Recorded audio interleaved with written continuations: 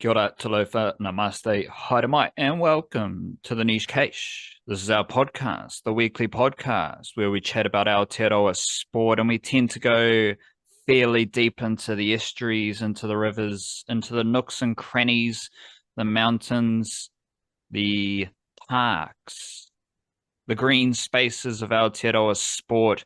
And we are here today on Wednesday, the 23rd, a day after our regular scheduled programming, but we're back doing our thing, chatting about Aotearoa sport. And following up from last week, where I did introduce the chuckling about Ty, the Arsenal fan Ty, and how, mustn't forget that it's been raining. I've continued to have a giggle every day about just watching his highlight montages. And a lot of them are deluded, deluded Arsenal fan type of stuff. And that got me thinking, is there like an actual sport or team that makes me get into that deluded fan base area? Because we do tend to stay down the middle. We try to. We try to. We don't get too high. We don't get too low. And we just try to be informative is probably the best way of saying it. And I do have one, but I'm curious because you are probably in the best space to check in with a delusional fan perspective, because some of the things that Ty's been saying, some of the delusional clips, some of the just the funny clips he has, they do involve a lot of support for Arsene Wenger, the old Arsenal coach, and a lot of support for the Arsenal club when they're losing, and how they're going to beat this team, but then they lose, or how they're a bigger club than Real Madrid, and those type of things, which actually may have come to fruition. But you, along with being a fan of the Dragons, you are a fan of the Dallas Mavericks. And I'm just, I want to introduce this, start our podcast with just a little bit of a chat about your thoughts about the Joker. I don't care about your thoughts about the Jokers who own the Dallas Mavericks these days, but the Joker who is now running the Dallas Mavericks. Where do you sit in your assessment of the Joker running the Dallas Mavericks after, of course, they traded Luka Doncic? Sorry, this Joker is Nico Harrison, and he keeps saying a whole bunch of goofy shit. Are you delusional enough where you're like, yeah, I believe in this GM, I believe in the direction the Dallas Mavericks are going, or are you on the other side of things? I think, well, first of all, when you're talking about the NBA and Jokers, I was waiting for the Nikola Jokic tie-in, which I don't think I'm delusional about Jokic. I love Jokic. He's the best player in basketball, and when he doesn't win the MVP this year, just as he didn't win it 2 years ago, he still should have won the MVP. Like, he actually could have just won 4 in a row. He's incredible. And I do always relish those Steven Adams versus Nikola Jokic battles too, because I think that's there's been some good ones over the years. Maybe we'll get those in the playoffs this year, but I don't think the brackets are going to work out quite that way. As to Nico Harrison, I think I like 99.9% of the wider Mavericks fan base, including people that are, he got their 2 feet a lot more firmly on the ground than I do, as a more of a cursory fan these days from further away. I'm on whatever the opposite of delusionally believe in what the dude's saying. I think it's that's where I sit, and that's where it seems like frankly, I'm yet to find anyone who thinks that dude's done a good job in trading one of the best players in the in the sport. I'm yet to see anything like that. It is maybe one of the worst, like, front office slash ownership slash the fellas in suits who make the decisions betrayals of a fan base I've ever seen. Like, I can't think of many, or like off the top of my head, I can't think of anything worse, but I'm sure there's been something somewhere along the way. But yeah, that one was pretty unique. That was a pretty unique one. It was interesting watching them as well losing to the Memphis Grizzlies in the play-in game to have their season finish. Every time the Grizzlies did something cool, they just cut to Nico Harrison in the crowd. They obviously had a camera trained on him, ready to go. But as soon as they cut to him, it's like the slow zoom. It's just a slow, ominous zoom in on his frustrated looking face. So yeah, I can't imagine what you got to be thinking to break up a team saying, a defense wins championships.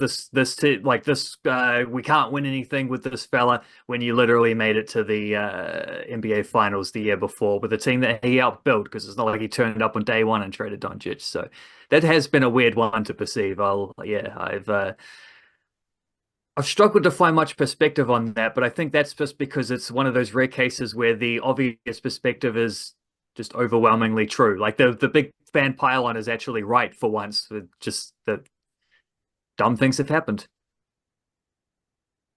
You actually sparked two delusional thoughts or thoughts about sporting delusion, because it'll be like if I was like, nah, I still believe in the direction the Breakers are heading under the previous ownership group, that would be absolutely crazy. But one thing I am very delusional about is Steven Adams, and we will chat about Steven Adams, but watching Steven Adams,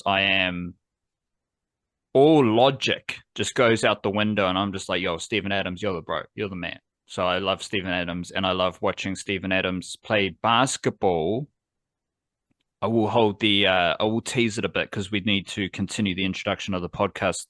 Check out the niche-case.com.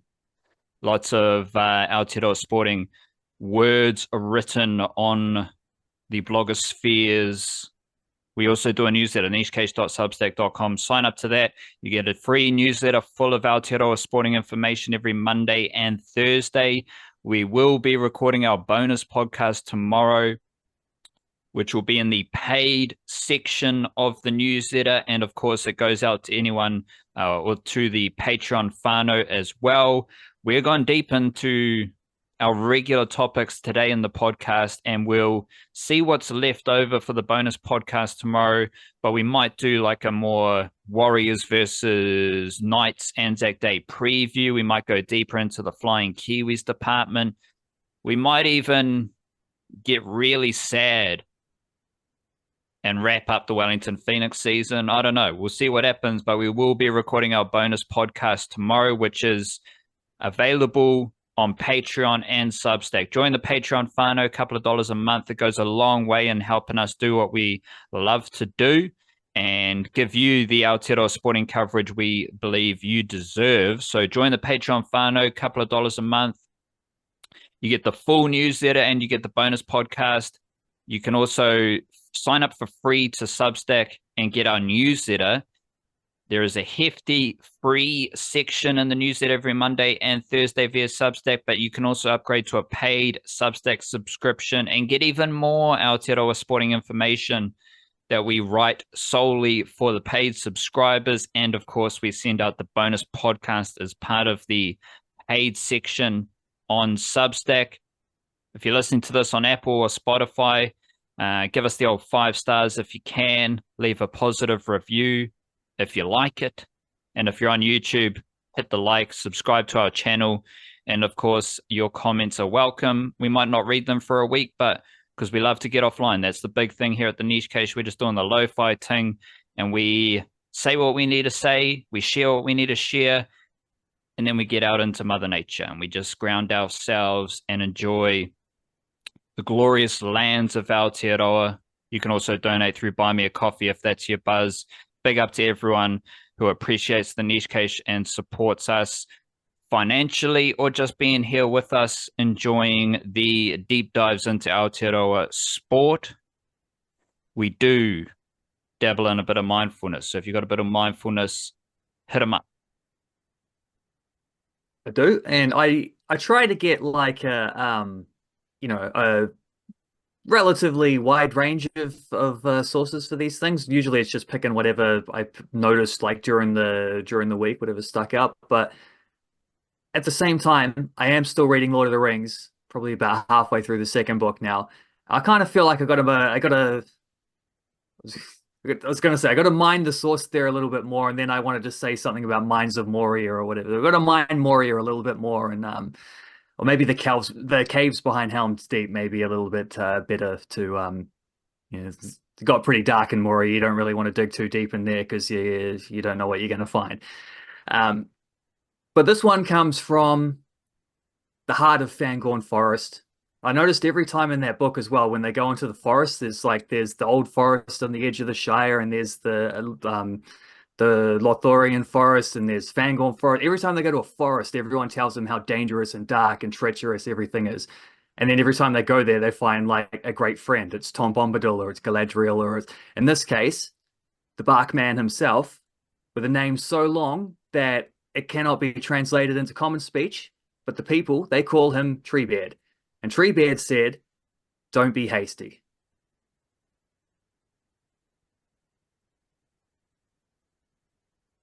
But the tree, because what's their name? The trees that are like humans? The Ents. Ents. They've been around for centuries, millennia.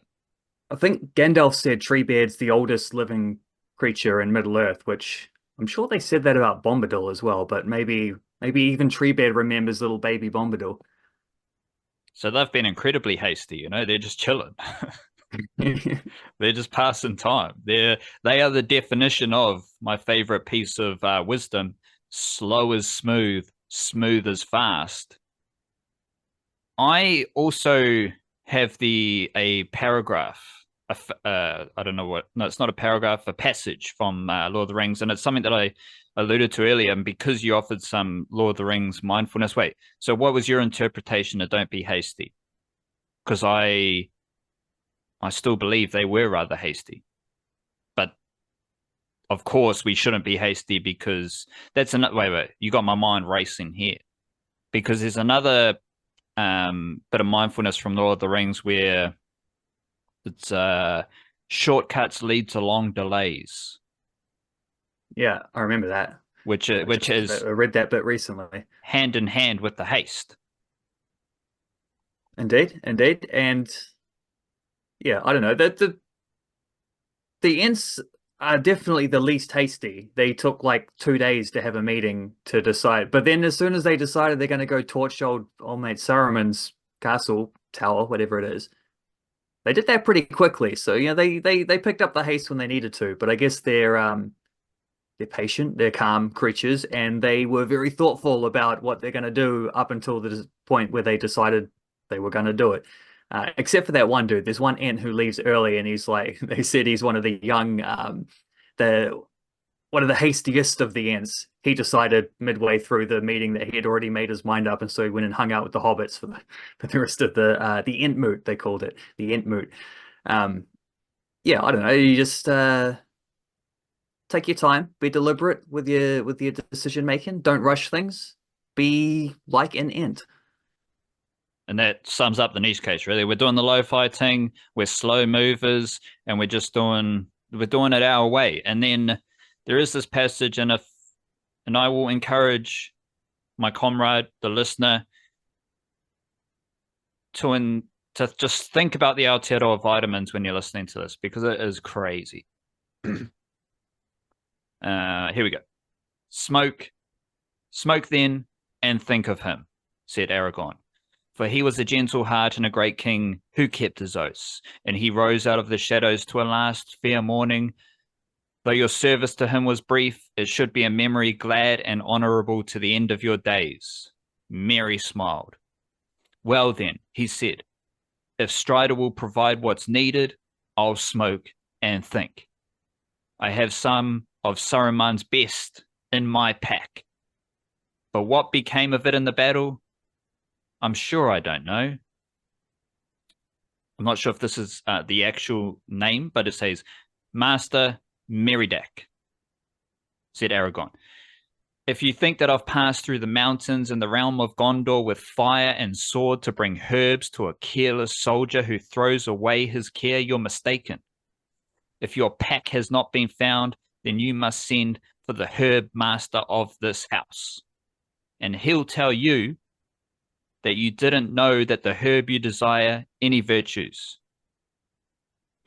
but that it's called West Men's Weed by the vulgar and Galenius by the noble, and other names in other tongues more learned, and after adding a few half-forgotten rhymes that he doesn't understand, he'll regretfully inform you that there is none in the house, and he'll leave you to reflect on the history of tongues.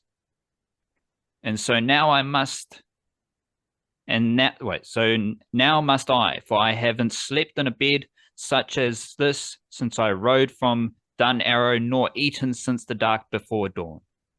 Mary seized his hand and kissed it. I am frightfully sorry. To me, it seems like the author of that passage was dabbling in a bit of Aotearoa vitamins when they wrote it, or Aragon was, and maybe still is. So shout out to Aragon, shout out to Mary, shout out to Mr. Tolkien as well. Yeah, it's one of the, I mean, those books are stacked with just little details and stuff all around, and the way they sort of celebrate these little, especially the hobbits, like to celebrate their little moments of normality inside what is like a big, massive apocalyptic battle between good and evil in the wider story. It's very cool. A lot of pipe smoking in that throughout the whole thing, because I've just, like I said, I just read the bit where they've stormed, the Ents have stormed Isengard, and they find just a whole barrel of like Saruman's imported hobbit weed. Like, there are many little details, and that's definitely one that stuck out as well. I mean, the title of this podcast on the audio platforms, it will be the Herb Master. It will be. Send for the Herb Master. But then the passage where Aragon goes like, it's called the Westman weeds by the vulgar, Galenius by the noble, and names in other tongues more learned, half-forgotten rhymes, history of tongues. Like, that's just a crazy passage that, like, if you're reading it, sounds awesome. If you're listening to it, it sounds awesome. And then if you're reading it to be listened to, it sounds awesome in that experience as well. But also shout out to Mary, who was smoking that Saruman puck. Sorry, that was a ridiculous way to say pack. Smoking that Saruman pack. I went into 2-pack mode, but it was a 2-pack. So Mary, big up to him. He's smoking that Saruman pack. Jeepers creepers. And this is the Herb Master, recording a podcast about Aotearoa sport. Slide back to my delusions. The thing that I am the most delusional about, I think, is the Black Caps. Because, like, I'm not worried at all about the Black Caps. I'm not worried at all about the wave of Kiwi cricketers turning their back on New Zealand cricket, rejecting contracts and all this crazy stuff. And to be honest, I think the Black Caps, if we're continuing this comparison, they are the Shire of Lord of the Rings. New Zealand cricket as a whole is the Shire of the cricketing world because it's paradise. It's the best place to be in this context. We're far off from the ills and the woes of the world, the cricketing world. Now, of course, like at the end of Lord of the Rings, when the hobbits, they get back to the Shire and they find out how Saruman has been getting his pack from the Shire due to some devilish deeds as the hobbits were away, smoking that Saruman pack, not puck, pack. Everything's honkadory in this corner of the cricketing world. The Black Caps are really good at cricket. We have a lot of cricketers on the rise. We contribute to the cricketing world. We perform at a high level over and over and over again. In the news that on Monday, for the paid subscribers, I listed almost 30 cricketers, men and women, who I think are going to play for the Black Caps and White Ferns in the next few years, who have the potential to. Some of them are older, some of them are younger. There is no need to worry about the future of New Zealand cricket. This is a time to celebrate the future of New Zealand cricket, and let alone how the Black Caps have performed in international tournaments over and over and over again. So my delusion as a Kiwi sports fan is my belief that New Zealand is the best cricketing nation in the world. New Zealand is the best place to be a cricket fan in the world. And I also, like, there was something else I saw where, like, it's not something. The best example I can give is how the international cricketing folk, the cricketing folk from Gondor, from... Not Mordor? Well, like, don't want to be, there is the Mordor country, but there are other countries, there are other spaces that don't have the pristine nature of the Shire. So it's Gondor. Oh, it's the everything's Rohan. pretty Rohan. Everything's pretty chill in the Elfish lands. No disrespect to the elves. Like that place looks wonderful, sounds wonderful as well. But the international perception of the Super Smash is that it's a terrible competition. It sucks. My perception of the Super Smash is that it's awesome. The Super Smash doesn't need any overseas professionals, any overseas imports on the men's side. You get a few on the women's side, it's all good, but we don't need the overseas imports in the Super Smash because the Super Smash is a celebration of Kiwi cricket. It's the Kiwi way. We're chilling out in summer, watching a bit of T20 cricket. We're having fun as Kiwi cricket fans. But the rest of the world, they just like Super Smash, nothing's doing there. Even though, of course, all the Black Caps, they come through the Super Smash, then they become some of the best T20 players in the world. To me, that sums up my delusion as a Kiwi cricket fan. I think the Black Caps, everything's fine. Black Caps are great. Future of the Black Caps, great. New Zealand, best cricketing nation in the world. All of that I obviously think is true. But I also am open to it being my delusions as a Kiwi sports fan. So I think that is the one thing. I don't think I'm deluded. But that is the thing.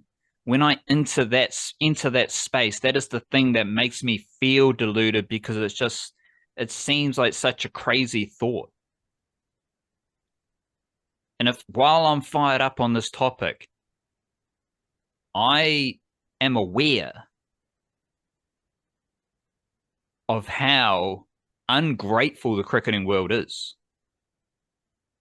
The cricketing world, they just look at everything cricket and everything is wrong about cricket. Whereas I watch an NRL game and it's like, okay, this is the greatest game of all. Everything about the NRL is celebrated. Now, of course, there's some complaints, whatever. But when you watch a game of NRL, you're like, the commentators, the people involved, you at home, you're having fun and you're saying how much fun you're having. You can watch the two worst teams in the competition and you're having fun. You go to cricket and people around the world, all they do is complain about the state of cricket. Then you get into Mordor and the surrounding suburbs who complain the most about cricket, completely oblivious to the fact that their complaints about cricket are complaints against themselves. So now you can understand why I feel that like this gets into the delusional space, because I get so fired up about the topic stemming from, some would say, an insane belief that New Zealand is the best cricketing nation in the world, that New Zealand does cricket the best. Whether it's laying on a bank, whether it's the amount of cricket we play, the right number of games, the right format of T20 cricket, the right amount of one-day cricket, the right contract structures, the right relationship between the players and the governing bodies, the right culture.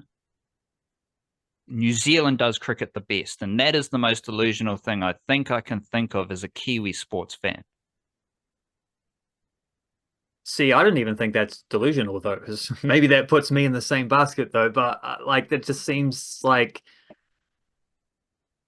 the Shire comparison is very appropriate there because the reason that Bilbo got to hang out with the ring for many years without Sauron spotting him is because no one knew about the Shire. Like no one, even those who knew about it, it was like they didn't pay attention. Like they weren't looking at what was happening in the Shire. They didn't put it into their plans. No one's looking at the Super Smash and thinking, how does this fit into the global infrastructure of mercenary T20 leagues? And they just look at it and say it doesn't. So therefore it must be wrong. Where actually what it's doing is it's moving in a different way. It's a much less hasty competition compared to others, and it's developing international cricketers. But then even still, it doesn't, and that's good. Right? Like you can say, like, how does it, but I'm not sure exactly what you said, but it was like, doesn't fit into the cricketing world, it doesn't fit into how T20 tournaments are. It doesn't. And that is good. And it's not trying to. It doesn't want to fit into that. It serves its own purpose for the sake of the Shire / New Zealand cricket, which it does. Like it has an intended purpose and it serves that purpose. That's what it's there to do. Therefore, it's a successful league. And it's, the Kiwi fans love it. People turn up and watch those games. It's the only domestic cricket that gets crowds. So clearly something's going on positively there. It's pretty well, it's openly broadcast and stuff like that. We got no problems with it in the Shire. It's just other people seem to slap on other ideas that, like, you're perceiving it in the wrong way to start with, and then you're getting annoyed at it for not fitting the expectations that it never had on itself. Only you had it externally. Like that's, like you say, it's not trying to be a mercenary T20 league, and that is a good thing. I'm not sure if we talked about this before, but it's another thing that got me fired up was there were a few news reports about the coaching situation for the Black Caps, and two of them, I think one was from Cricinfo, one was from New Zealand Herald.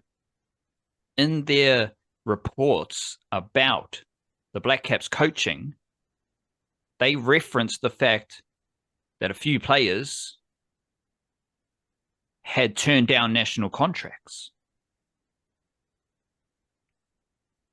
none of which is relevant, because none of those the players turning down contracts, which includes Kane Williamson becoming a casual contracted player. I think Devon Conway, Lockie Ferguson were the other players mentioned. Those decisions didn't impact the Black Caps. Kane Williamson kept playing Test cricket as he has done. Devon Conway isn't good enough to play for the Black Caps right now, and Lockie Ferguson's always injured. And the Black Caps, they perform well without Devon Conway. They perform well without Lockie Ferguson. I'm not worried about Kane Williamson not playing T20 cricket for New Zealand. Like, I don't think if you're picking a team for the T20 World Cup, T20 first 11 for New Zealand, I don't have Kane Williamson in the team. And that's all good because we're doing cricket well. And players, again, Black Caps contracts are always delivered as the most important news about the Black Caps. But the players who turn down the contracts, that doesn't impact the Black Caps, actually, because the players who play are good, and the players who turn down the contracts, they still play for the Black Caps sometimes. So it's all good. So swing back, we'll wrap it up here. The glory, you said like Super Smash gets the best crowds, and that's right. But the beauty of Kiwi cricket is that you can go to a Ford Trophy game, you can go to a Plunkett Shield game, you can bring in a picnic basket full of kai, whatever kai you want. You can lay down, you can have a sleep, you can even smoke the Saruman puck. Crikey Jack. You can even smoke the Saruman pack. at a game of Plunkett Shield, as long as you're discreet, as long as you're on the D-low. But you can go to any of those cricket games and you can kind of do whatever you want because it's so Kiwi. And that is the joy of cricket in Aotearoa. It is so Kiwi. And that's what we love about it. So shout out to anyone smoking that Saruman pack. I swear I'll keep saying it because I want to just say it right off the top. Somehow I keep messing it up. Shout out to the Herb Masters. Shout out to the Herb Masters. And I'm fairly confident there was a bit of fungi action in Lord of the Rings at some point. If I haven't found any references, but I mean... Well, the hobbits were picking mushrooms and Farmer Maggot's farm at the start. Was it at the start, or was that might have been... I think they got in trouble for doing it in the past, and that's why they didn't want to go into the they were scared of farm. him. I think that's what it was, yeah. Him and his dogs, which turned out, again, to be one of those things where it's like going into the unknown wasn't actually a dangerous, scary thing. All they did was find a friend and an ally, which is the same as every time they went into a forest. They just found a friend or ally, you know. When they went into places that they knew were dark and evil, that's where they came up against dark and evil. When we went into unknown places, they just found allies. And did mushrooms. Maybe. That might have contributed to the Pharaoh going back. Maybe it was a bad trip. And Frodo definitely had a bad trip afterwards on the way to Mordor, but he got the job done. Shout out to anyone, because there's like a generic clothing brand that they have like hoodies and t-shirts that are all about mushrooms and the magical powers of mushrooms. And you see some kid wearing a hoodie with mushrooms all over their back, and you're like, mushrooms are illegal, mate. but you're doing it. You're wearing a hoodie with mushrooms all over it. You've never done mushrooms, so just chill out. It's all good. But none of this should be illegal because it's just from the land of Aotearoa, the best country in the world. Sticking with cricket, we have county championship cricket, where the Kiwis just get over there, play a bit of cricket, do well. Not the best game from Brett Hampton, though. Hampshire. Who was the player in the NBA who did like literally nothing? Just played minutes. Kyle Kuzma, playing for the Milwaukee Bucks. He just played, but he didn't actually, like, it was 0-0-0-0-0. It's a bit of a Brent Hampton thing right here, because 0 runs, 0 wickets, then 0 wickets. So shout out Brett Hampton. Good effort for Hampshire, and he is now on 40 runs and 5 wickets. He hasn't quite fired for Hampshire just yet, but I'm confident that Brett Hampton will smash some sixes and maybe take some wickets. Again. Ben Sears, first game for Yorkshire, 1 run, 1 wicket. So he's got the same alignment. Shout out to Ben Sears. Very good wicket. And he's doing some stuff for Yorkshire. First game there. Jacob Duffy, probably the best performing Kiwi. He took 4 wickets, 1 wicket, and a couple 0 not outs. Shout out to Jacob Duffy. Excellent batter. Anyone who finishes not out, you're doing well. That goes back to our Will O'Rourke appreciation. Because he just holds it down. In fact, Jacob Duffy, last 6 innings, 4 of them are not outs. Excellent batting from Jacob Duffy. Jacob Duffy has 8 wickets at an average of 37. Logan Van Beek, who is probably actually the best performing Kiwi in county championship cricket, because he's also scoring runs. He scored 29 runs, took a wicket in each innings. He now has scores of 82 not out, 25, 29 in county championship cricket. And he also has 7 wickets, averaging 38. Blair Tickner.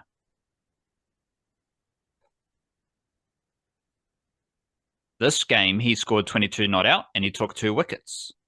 There's some fantastic numbers going on here. 0-0, 1-1, 22 and 2.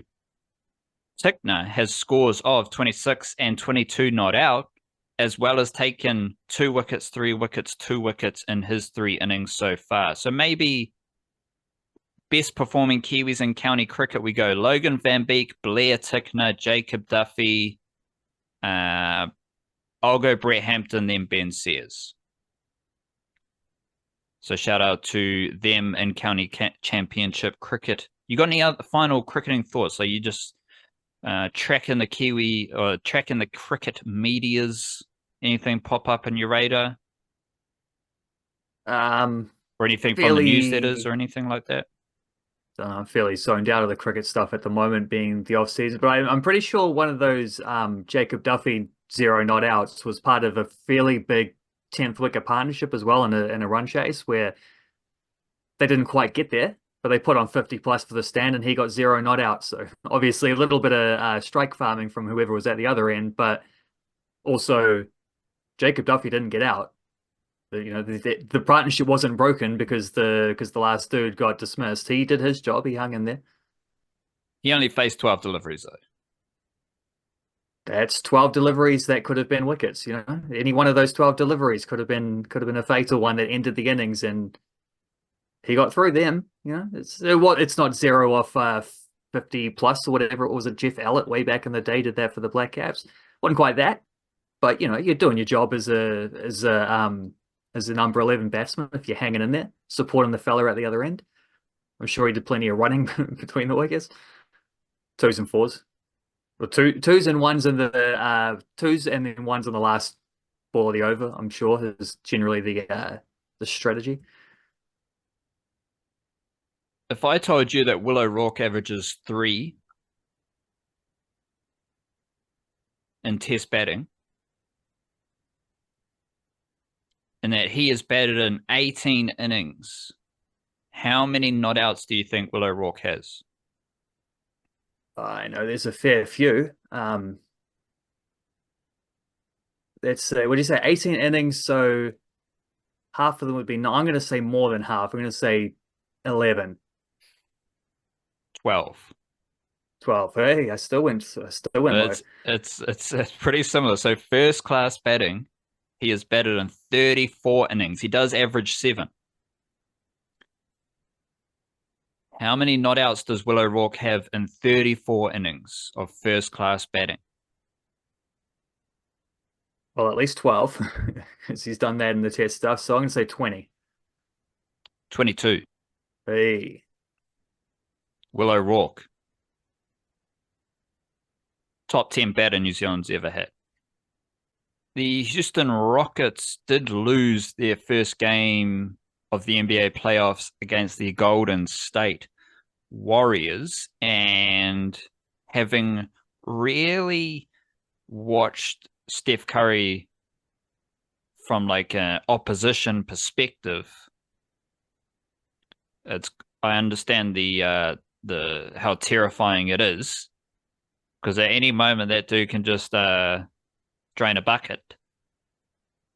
He can shoot the bucky, and it's going to be difficult for your team. But I'm obviously of the opposition perspective because I'm of the Steven Adams perspective.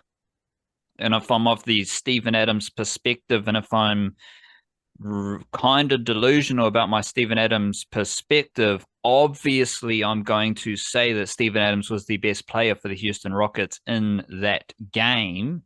He only played 19 and a half minutes, which is probably higher than his average over the whole season, a couple minutes above his average. And he's not a starter. He's not one of the big name players, but he was the best player for the Houston Rockets. And it was just typical Steven Adams things that he has been doing for years. And then everyone sees a playoff game. Like, to be honest, this was stuff that Steven Adams was doing when the Oklahoma City Thunder were really good in the playoffs, 2012, 2013, before Steph kind of burst onto the scene with the Warriors. But then everyone sees it in a playoff game and they start to actually appreciate what Steven Adams does, even though they were all talking shit about Steven Adams throughout the season. First and foremost, was Steven Adams the best player for the Houston Rockets in that loss? Well, maybe I'm delusional as well, but I think so. I think he was. I mean, you could argue Alperen Sengun had the bigger impact and was the more sort of you know, influential in the overall aspect of things. But like Steven Adams played, what do you say, like 19, 20 odd minutes. He was, where have I got it here? He had a +4 on court. And like, basically, the Rockets outscored the Warriors by 4 points while Steven Adams was on the floor. And every single other player on that Rockets rotation had a negative plus minus from that game. So, and they lost by what? They lost by 10 points, I think. So that means that when Steven Adams was off the floor for the other 28 minutes of the game, 28, 29 minutes of the game, they were outscored by 14 points. I think he had a negative stint in the, well, he must have, in his first half spell, which felt, I remember thinking at the time, like, is this because the Golden State Warriors are able to handle the Rockets playing bigger and more physical just because they're outside shooting and their speed of play is able to, I don't know, work around that threat or balance it out? I was thinking, is that the case, or is it that the Warriors are playing really well here and actually these Steven Adams minutes are the Rockets hanging on, and that if you took them off, it would crumble without him, and actually they're being slightly outscored at the moment, but um, perhaps slightly outscored is actually better than where they ought to be for the way the game was gone. Um, I think that turned out, the latter part turned out to be a little bit more accurate when you then saw the way the Warriors tore through late in the second quarter, early in the third quarter. And when Adams checked in the third quarter, it was about like 4.5 minutes left. They were down by 16 points. They had been down by more than 20 points. They'd actually gone as a very slight run just before that. When he checked out with about 5 minutes to go, I think, they were only down by 4. And then he checked out actually right on an out of bounds play where it should have been Rockets ball. Adams was one of the two Rockets players out there trying to get it. And our mate Steph Curry hits a circus shot straight afterwards, which was just a dagger blow right after Steven Adams checked out of the game. And then, yeah, the Rockets never really got that momentum back. So I did see a fair bit of like, well, why did they sub Steven Adams out then? Well, they played like 11 straight game minutes. You know, he's been averaging, I don't know what his season averages are because it's kind of distracting because he obviously wasn't playing much at the start and he's slowly ramped up over the course of it. But he's really only ramped up to where his max games are around 20, 22, 23 minutes. He might not have had a whole lot left in the tank after playing playoff intensity. You had to give him a rest at some point. So I don't think it's an issue with how Ime Udoka handled that one in that particular instance. I wondered if he might come back with 2 minutes to go, but I think by that point, like after he'd had a couple minutes, catch his breath, take on some Gatorade or whatever, I think maybe that might have been an option if the game had been closer, but they were, they needed the shooting at that point, so it wasn't really in the best interest at that stage. The horse had bolted. But it does make me wonder about how the rotations might change in the second game and the third game and whatever moving forward over however many games they can take this thing, because his minutes were the most impactful, and that included some very good minutes alongside Alperen Sengun as well. And the Rockets dominated the rebounds in this game. The big issue was nothing to do with the balance of the team with the big fellas on there or whatever. The big issue was that their starting guards were Fred VanVleet and Jalen Green. VanVleet shot 4 of 19 and Green shot 3 of 15. So your starting guards shooting 20% between them, probably going to lose most games where that's the case. You're probably doing well to only lose by 10 points in that case. And like, first of all, the best thing you can do if you miss a shot is grab the offensive rebound and have another possession. So Steven Adams does that pretty spectacularly.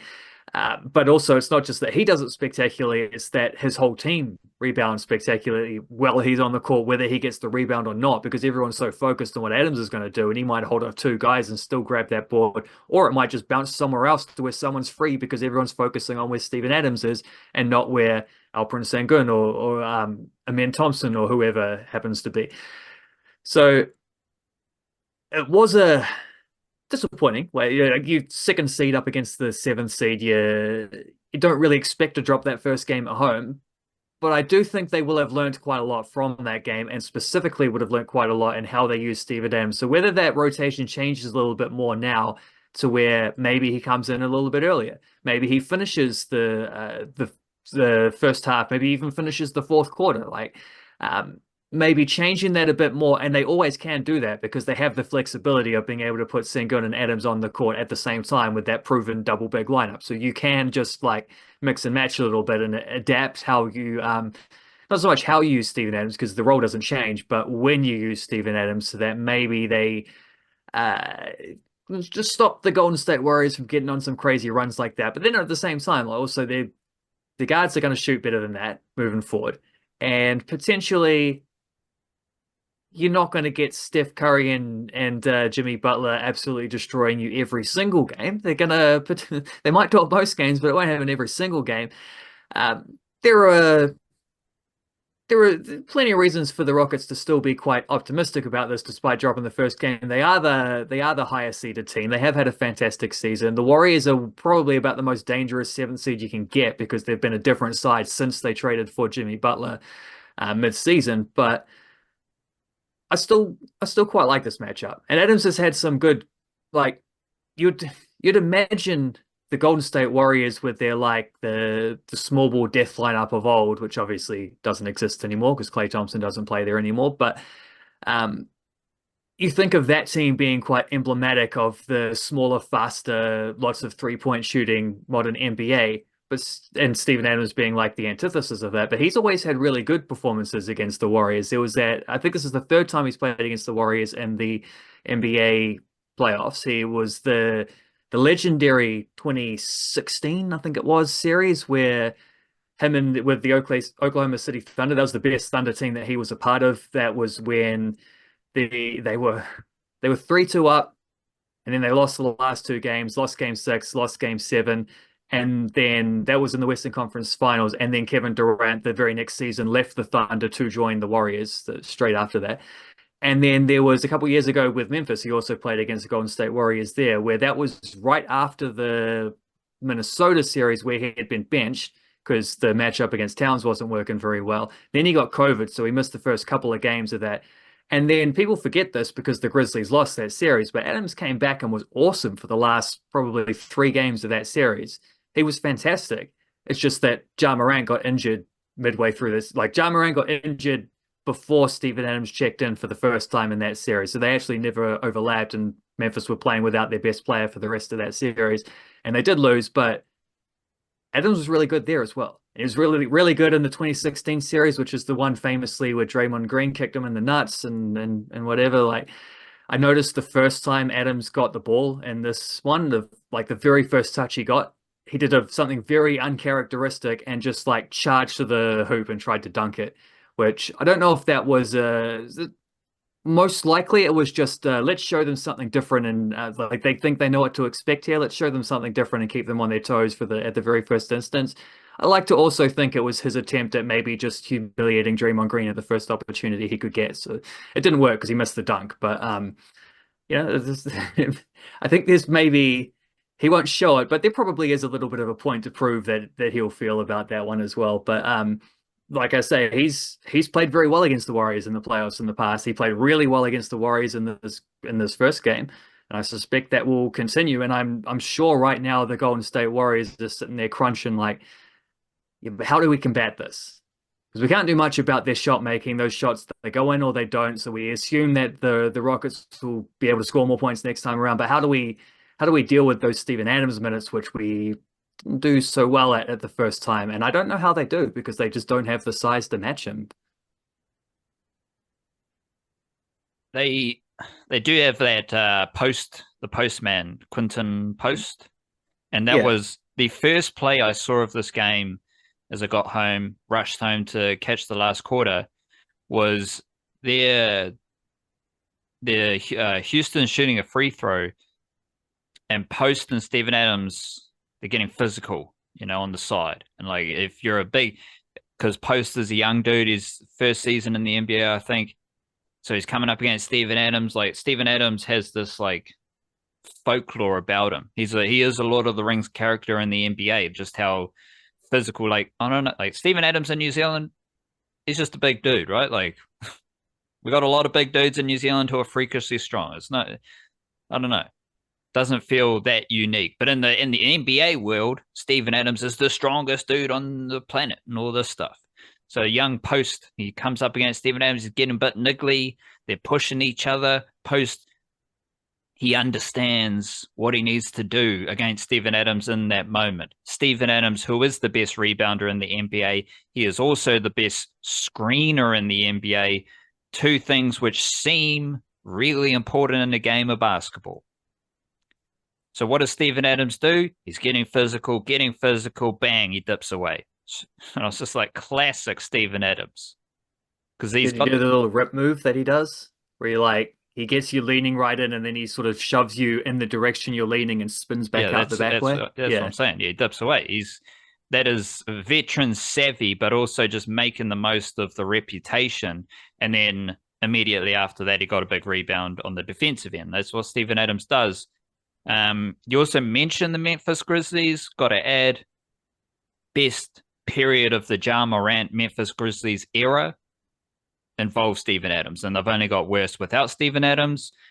You mentioned how tired Steven Adams was, and not surprised. Like he had a big stint there at the end of the game, or near the end of the game, before he got taken off, and then once he got taken off, Golden State started to win considerably. But Steven Adams isn't just running from basket to basket in these games. He's doing that, and there are a few times where he's like sprinting back to the defensive basket off a made basket or a turnover. But then he also has to try and defend Jimmy Butler out on the three-point line. At the turnover where he exited the game, he is double teaming Steph Curry with another Rockets player out near halfway. So he's like, no wonder he's tired. He's going everywhere for a big let alone the box outs, when you sprint however long the basketball court is, you sprint from one end to the other, and then you've effectively got to lift some weights while you do there. Run back, sprint the other way, do the same thing for it's 11 minutes straight of basketball time, but it's a lot longer in real time. But I mean, that's a hell of a workout. It's tough work to keep going. I'm sure he needed a break, which is why it's just what I was saying before. Is it's not so much about could they have left him on there. It's can they adapt those minutes later on to have him on there in the most important moments, if that's the impact he's going to bring. But he's so tired because he's defending on the three-point line, because he's chasing blokes so hard. He's not only doing the north and south runs, but he's running sideways. Side note, I don't know how people actually go to an NBA game and watch an NBA game when the last 5 minutes takes half an hour. Like, what are you doing? Just for 25 minutes, you're just on your phone, you're just chilling, you're just having your ears bombarded with whatever music they're playing. At least here on the tele, we can change the channel, because that's what you need to do at the end of an NBA game. It's an absolute waste of time, especially when Steven Adams is on the court, because then I turn it off.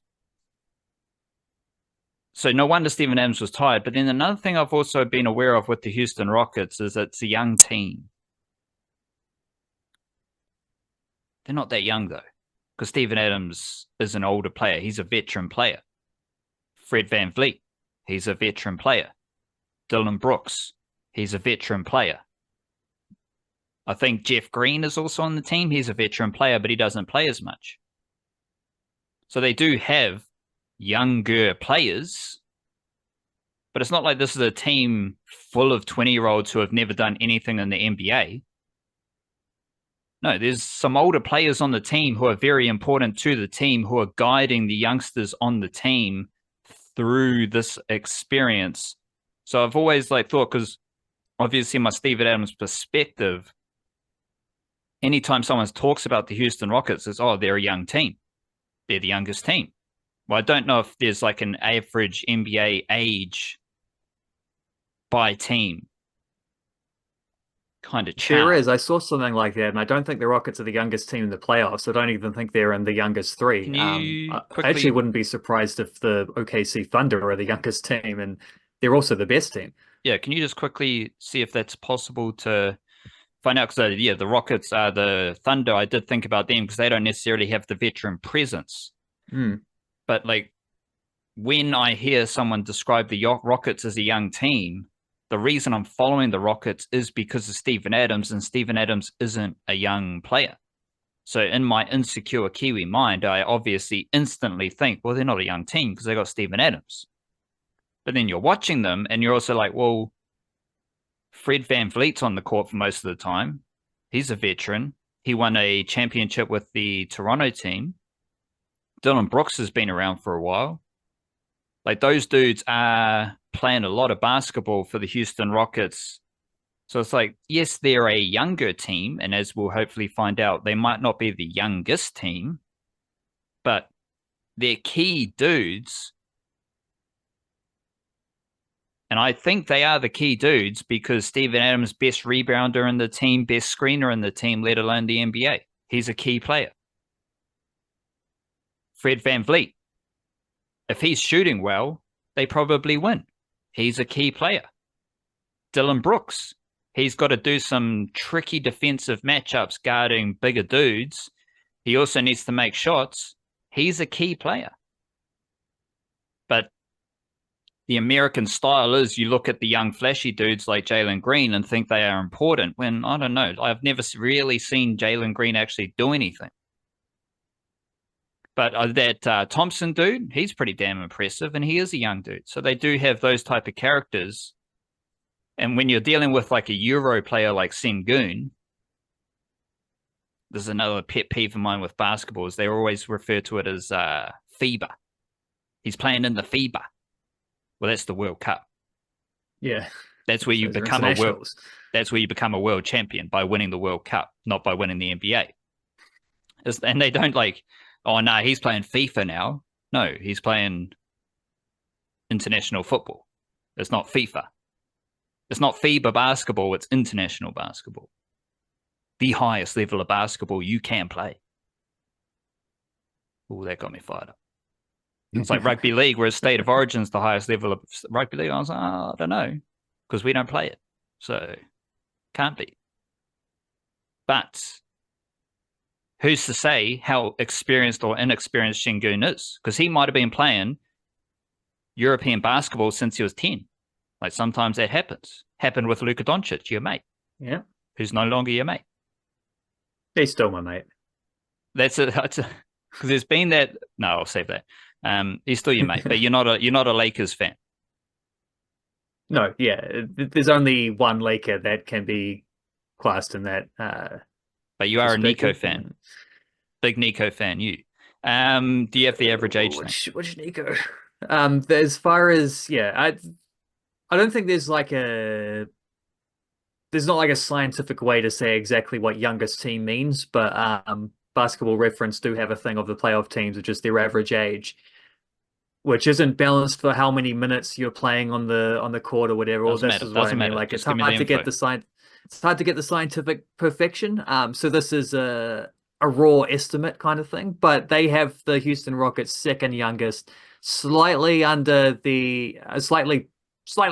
than the Memphis Grizzlies, and of course Oklahoma City Thunder for the second year in a row are the youngest team in the playoffs. So I don't think that's a surprise to anyone. The second oldest team is the Golden State Warriors, and the only team older than them, I don't know if this counts players who didn't play or played or whatever, because there are some, like, Jeff Green didn't get any minutes in that game. If he came on, I don't know if that skews it or if they're counting him or whatever. That's why I say I don't know how they work these things out. The oldest team is the LA Clippers. So there you go. So the Houston Rockets are straight up and down not the youngest team in the NBA playoffs, and the youngest team is actually the best team. So maybe it doesn't matter.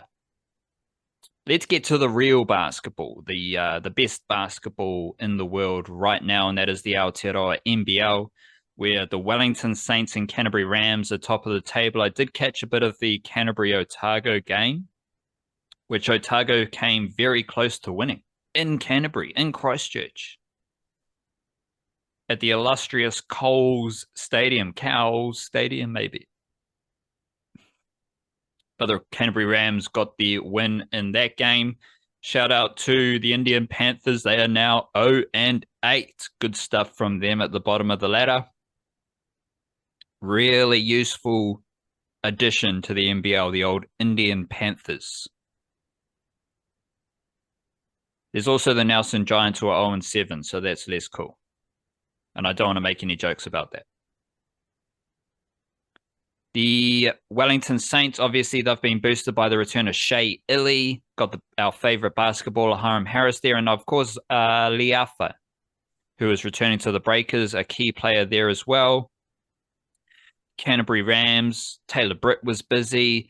Max Darling doing his thing. Your mate Walter Brown is very good for the Canterbury Rams as well.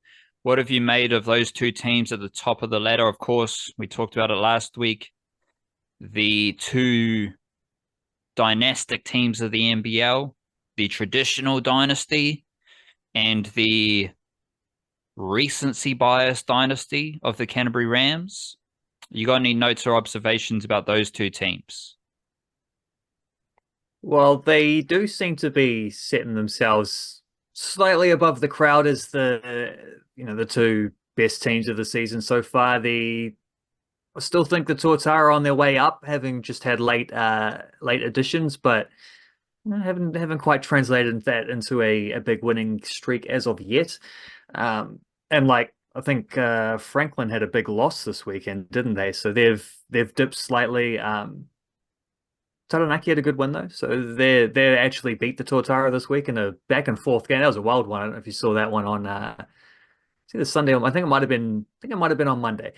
On the holiday there, where Taranaki started fantastically, got us to a big lead. Tortara hauled them all the way back in the third quarter, and then ended up just like a back and forth in which Taranaki came through with the victory. So that was a great game.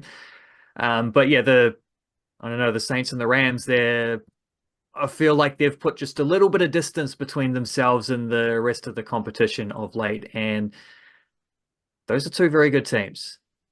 And I think it's interesting as well that they're two very good teams whose, let me check the Saints thing, but their top scorer this week in the, where are we, round 6? I'm pretty sure their top scorer this week was massive win over the Giants was Nick Marshall, who's he was 28 points, shooting 11 of 17 with 12 rebounds, who is Australian. And the Canterbury Rams don't really have they got a couple imports. They got that is it Perez, I think, or Pena coming off the bench, and they've also got Carl Bowen, Australian. Big man there doing some pretty solid things. Where are we? 19 points, 9 rebounds in the win over Otago. I think it's interesting that both those teams have an Australian as arguably their best import as well, not just dipping into the standard well of grab some random Americans. They've got solid, established Aussie NBL class there to help them out. Same as the Rams did last year with Lockie Olbrich coming in and winning MVP, on top of good solid local calls, because Taylor Britt, Isaiah Liafa, both getting one from each of those two teams, getting Breakers contracts to go with a couple that already had them in the Rams. So I don't know, I've enjoyed watching those two teams play. I think they're the best coach teams. Certainly the Rams, I think Quinn Clinton deserves a whole lot of credit for the way he's just seamlessly taken over from Judd Flavel in his first year as a head coach, just carried on that team's success the way they were going.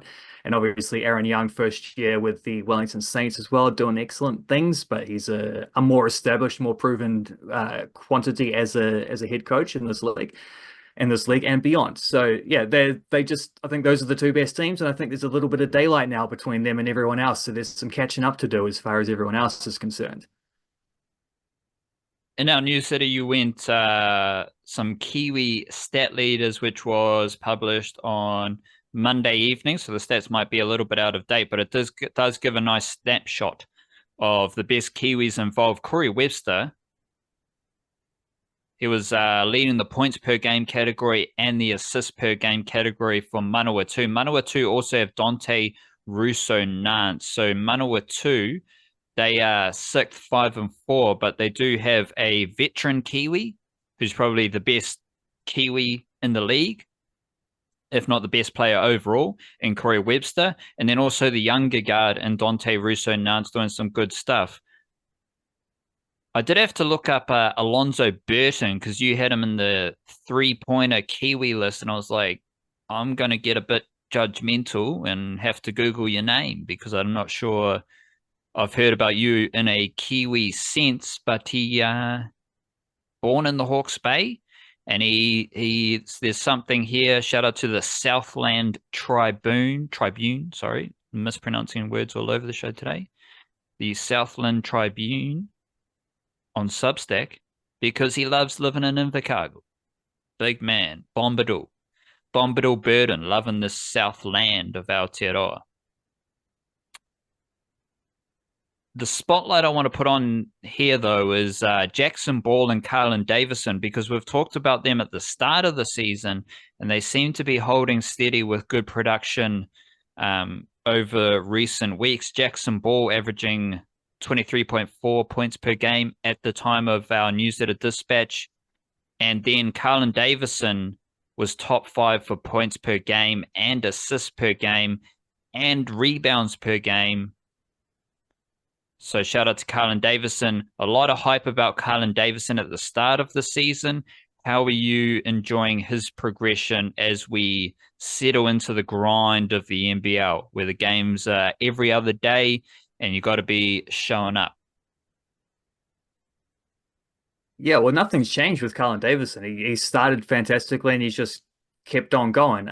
He's still shooting 42% from 3-point range after 8 games. Like, that hasn't slowed down, which is incredible because that was the thing at the start we were talking about, is how this guy didn't seem to have a jump shot at all a couple of years ago, and now he's a sharpshooter apparently. He hasn't really improved that free throw percentage. That's still at 58%, which is that's, you know, suggesting that perhaps the 3-point stuff maybe isn't completely sustainable. But he's scoring 19.5 points per game, and I think maybe the most exciting thing here with him is you expect someone like that to get rebounds. You expect him to be able to score around the rim. He's doing those things. He's also getting a lot of assists, though, because he was on that. I haven't got it in front of me, but he's top 5 in that for Kiwis in terms of assists per game as well, isn't he? Top 5 points, assists, and rebounds. So what doesn't he do? 1.9 steals per game. I'm assuming that would be very high on the list as well if I crunch that. He's having a brilliant season. But he's in a, I don't know, I mean, he might even be rivaling Hiram Harris at this point for someone who just does everything. Someone who goes on a basketball court and can play almost if he's shooting like this, you probably could play him a little bit at it's a bit more of a ball handler. He's not really that's not his game, but you grab a rebound and you run down court. Sometimes you're not always playing within your structure. I'm sure he can do some stuff like that. And he's getting a lot of assists, which is very exciting to see, like, just the fingerprints that he leaves on these Taranaki games. Jackson Ball is a little bit different because he started scoring 40-odd points against the Panthers, and then he scored 30-odd in the shootout against Manawatu, and he's obviously not doing that anymore. He's obviously not scoring 30-plus points every game. His average has come down to, 23 per game. But if we didn't have those first couple games, and we were just checking in now without that context and looking at it and saying, this is a 17-year-old who's averaging 23 points per game in a senior league. That's amazing. And he's not dropped off to where, like, Hawke's Bay have got all their players have arrived now. The head coaches arrived now. Most teams have got all their imports, and there's 1 or 2 players around the league that have still got overseas commitments that haven't popped up completely yet. But we're pretty much at that stage now where most teams are there or thereabouts with their full strengths. And Jackson Ball hasn't dropped off to being like, you're playing 10 minutes per game now. You benefited while no one was there, and while you're playing against teams that weren't at full capacity, and you're a couple shots, maybe you're averaging 5. He's settled into a pretty solid stint now where he's scoring 15 to 20 per game. And that is arguably more like that level of consistency at a time when the league has kind of everything is ramped up now, everything is gone, we're moving full steam ahead. That's almost more impressive than dropping 40 on the Indian Panthers, who had no players and a bunch of ring-ins from that were called up in the days earlier. Like, this is almost more impressive, having that consistency, because it's with young players, it's often not, especially with the best young players, they have ability, they have talent, and it's consistency that normally stops you from being as successful as what it, like, you might have that one game where everything works, but it takes experience to be able to grind that out, like game after game in different situations, home and away against different teams, different matchups, different styles, all of this, different preparation yourself. Like, that's a really difficult thing. And to see 17-year-old Jackson Ball just consistently popping up for Hawke's Bay. He doesn't have to be their top scorer at the moment, but he's consistently one of the higher scorers. Shoots the ball well, very physical, draws a lot of fouls, likes to get into the paint and do some dirty work as well against guys who are considerably older than him, considerably more experienced than him. I think this is almost more impressive than the way he started the season, is the way he's settled into this very consistent groove since then at the toughest point. Like, this is, I think it's harder to do what he's doing now than what he did earlier. Beauty. We'll keep track of the NBL as it rocks and rolls again. Jackson Ball's 17 years old, doing some crazy stuff in the NBL. And we will slide into the Warriors. The Warriors had a good win over the Broncos at Mount Smart Stadium, and on Friday evening, they are down in Christchurch for an Anzac Day encounter against the Newcastle Knights. First thing I'll say, this crowd in Christchurch will be far bigger than any Crusaders crowd in Christchurch this season, and it needs to be reinforced that Super Rugby would love to have crowds anywhere near what the Warriors get every single week. Right? That is probably the biggest observation I've made about New Zealand sport over the last year or so.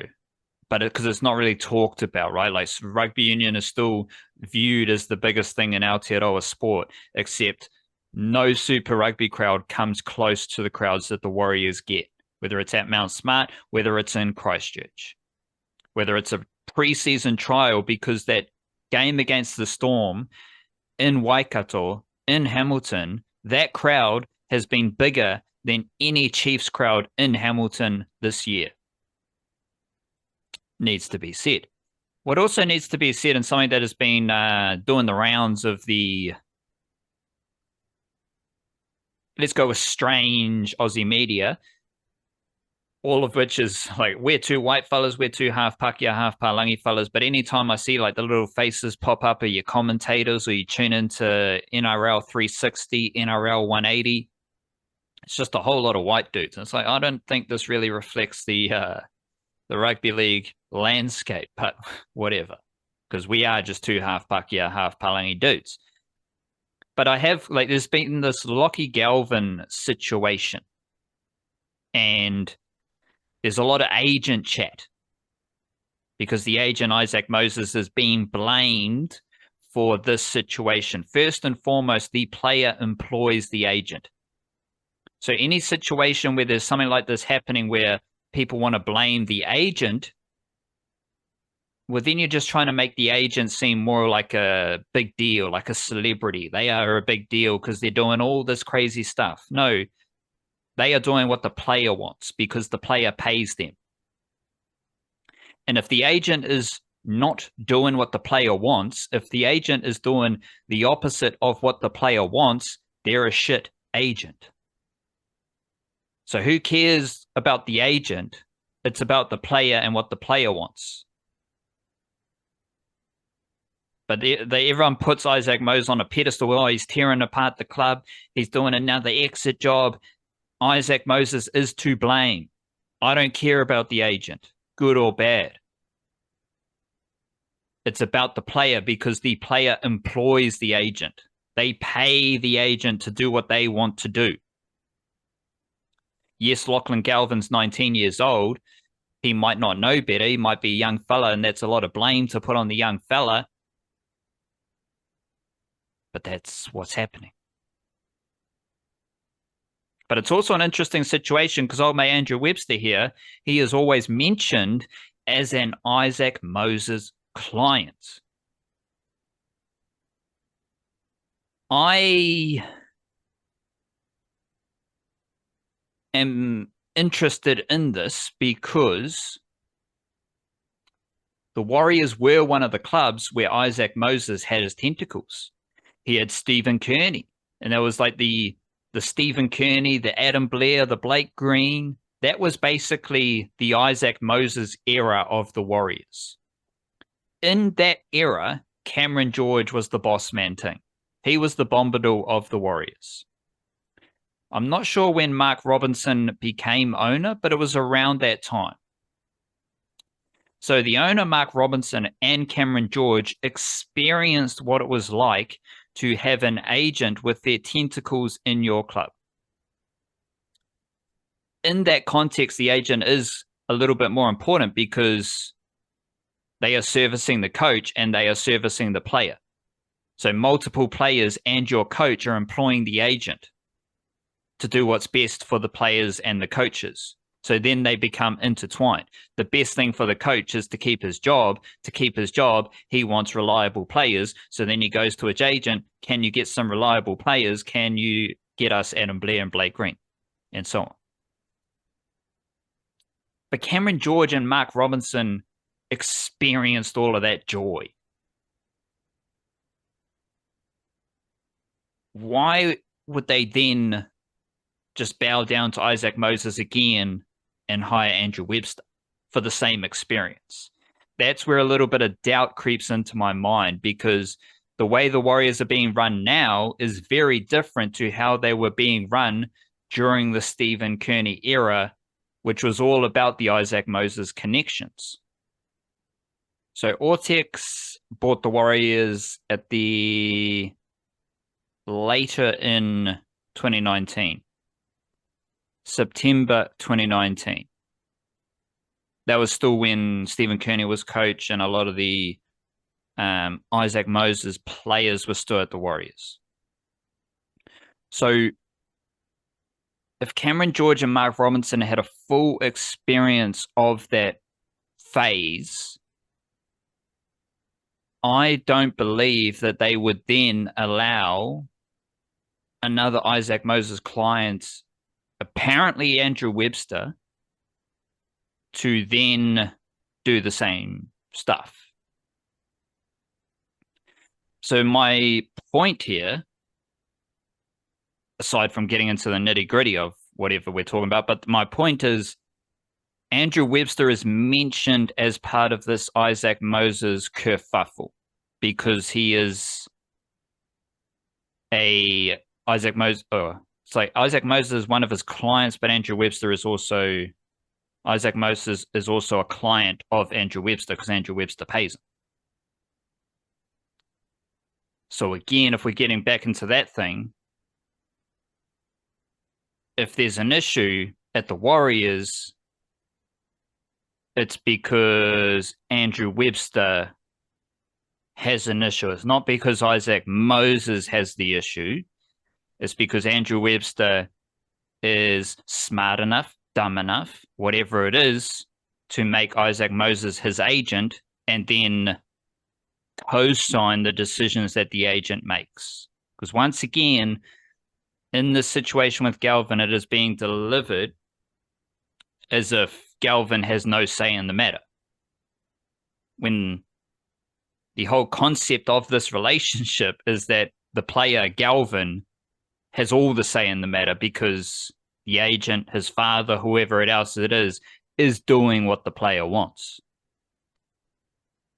Back on track, and my point is that Andrew Webster's mentioned as one of the coaches under the Isaac Moses umbrella, but I do not believe that the leadership of the Warriors, which I believe is a good leadership group, they are strong leaders, Cameron George and Mark Robinson, they won't allow the club to be derailed in any way, shape, or form by another individual. Especially when they have now experienced the various ways of running an NRL team.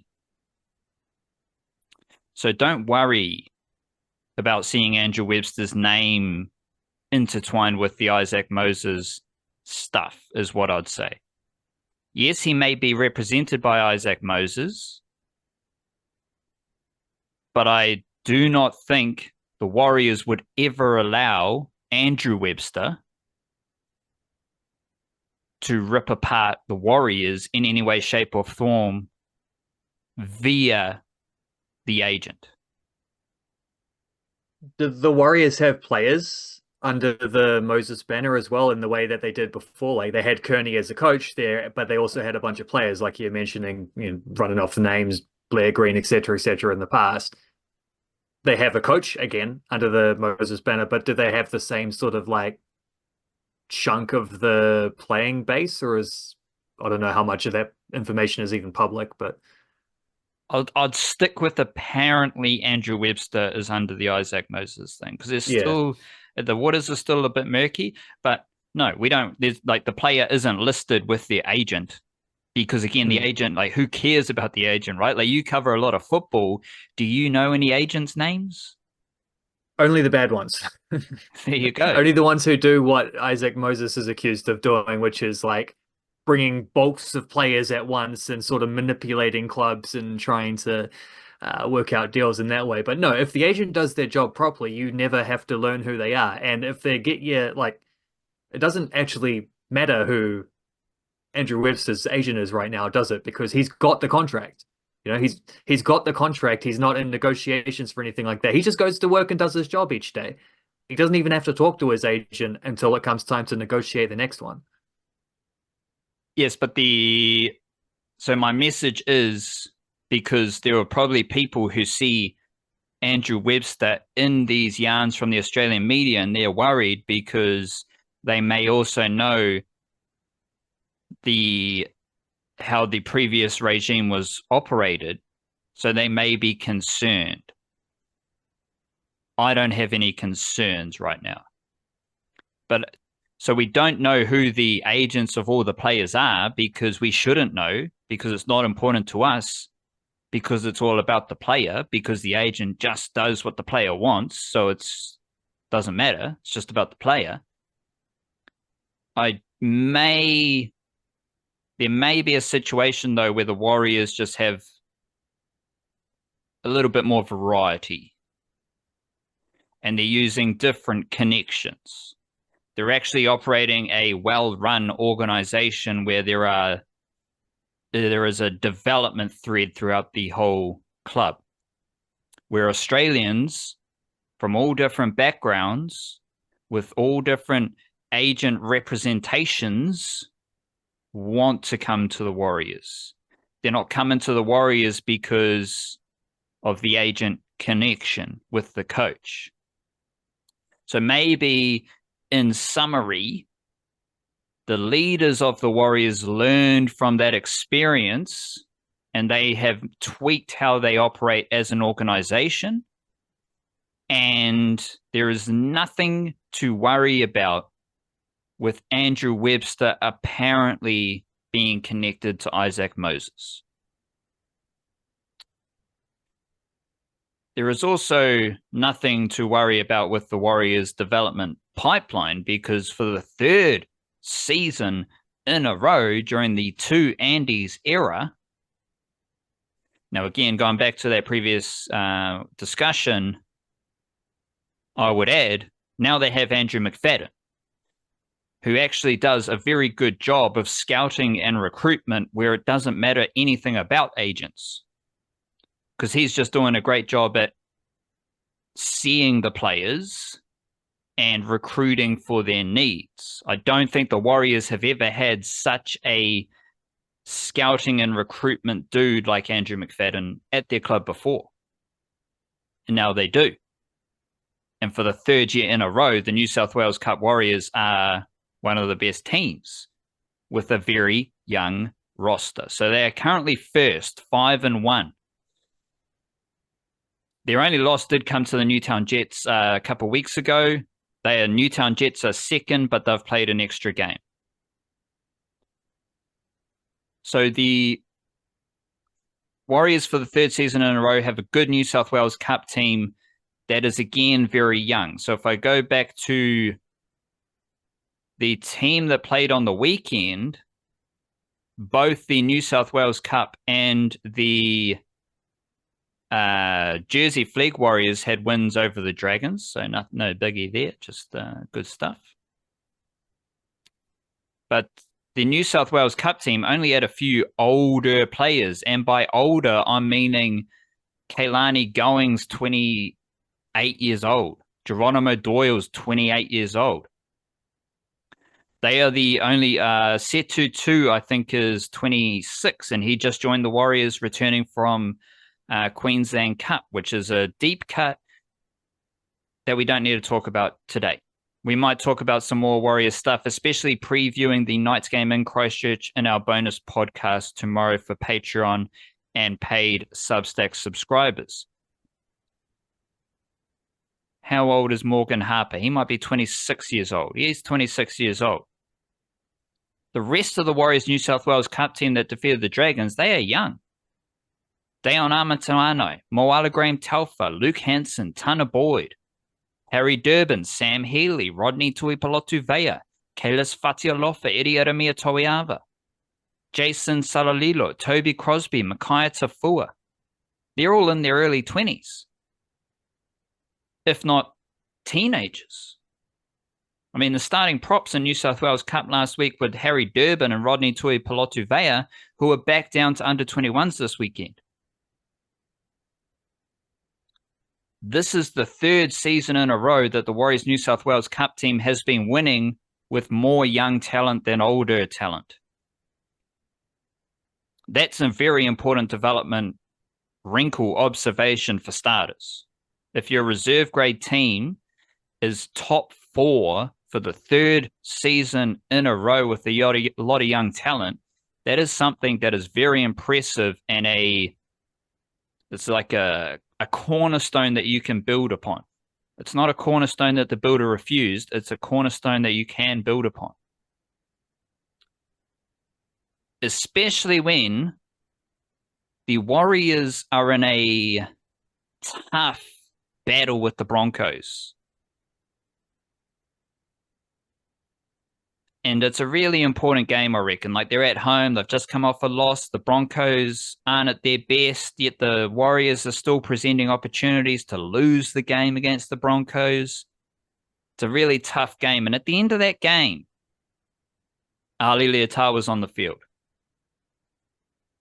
Leka Halasima's on the field. Dimitri Vaimonga's on the field. And Jacob Laban's on the field. In the last 10 minutes, in the last 5 minutes. When Luke Metcalf kicks that penalty, those 4 young players are on the field. Where did those 4 players come from?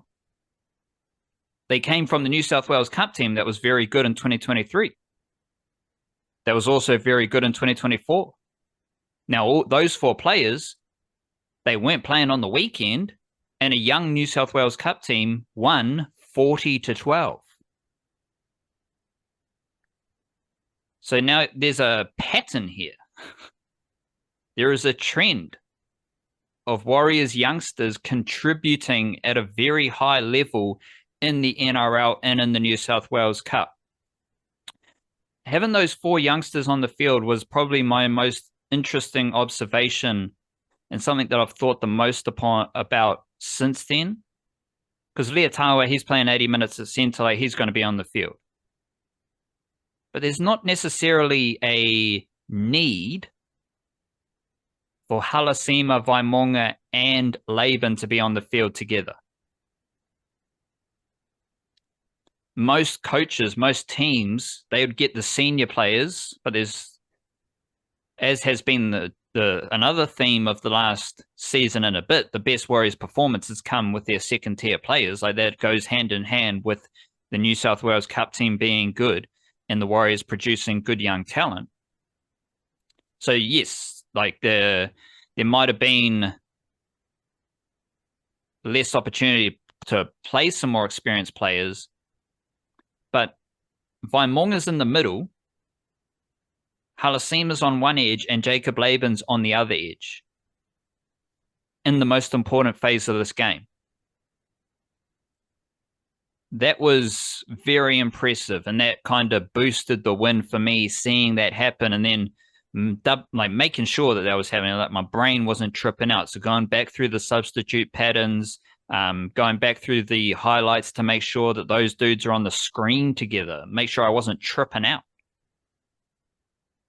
So I found that very impressive. But there was also a different tweak. So in the middle, you had Vaimonga, Mitchell Barnett, and Chanel Harris-Tavita, because the Warriors in the last few minutes of that game had Tamaita Martin, Luke Metcalf, Wade Egan, and Chanel Harris-Tavita on the field together. Tamaita Martin was in the halves on the left side of the field. Luke Metcalf was in the halves on the right side of the field. Wade Egan was playing hooker because he had come back on, and Chanel Harris-Tavita stayed on the field with Tamaita Martin. So wait, let me backtrack. Tamaita Martin came on for Wade Egan, and then he played halves, and Harris-Tavita went into hooker. But then when Wade Egan came back on, Harris-Tavita stayed on as a middle forward. Which leads into another thought about the Warriors, where there's a lot of like Freddie Lussick starting at prop buzz. Like there's this, it's a very like old school rugby league thing where if you're playing at prop, you need to look a certain way. But the thing about the Warriors under coach Andrew Webster is there's always a small forward on the field. And that's a term that I've just like thrown out there in recent seasons because of what Andrew Webster's doing. Dylan Walker, small forward. Aaron Clark, small forward. Harris-Tavita, small forward. Freddie Lussick, small forward. Kailani Going, small forward. You can go deeper. You can go to under 21s where you got Etuati Fukafuka, small forward. The under 21s, they can also play with Makai Tafua and Jacob Auloa on the field together because Auloa and Tafua can also play small forward. So that's a pattern that is across all Warriors teams, and they do a very good job at it. Another completely useless stat, well, not useless, but just a random stat, is Aaron Clark had 16 passes for the Warriors in that win over the Broncos, which was the most of the Warriors forwards, definitely. Can't be bothered to go back and check the Broncos forward. Well, actually, we will. How many passes? Because I think Patrick Carrigan played the whole game in the middle. Didn't do as much as Aaron Clark, though, I'll say that.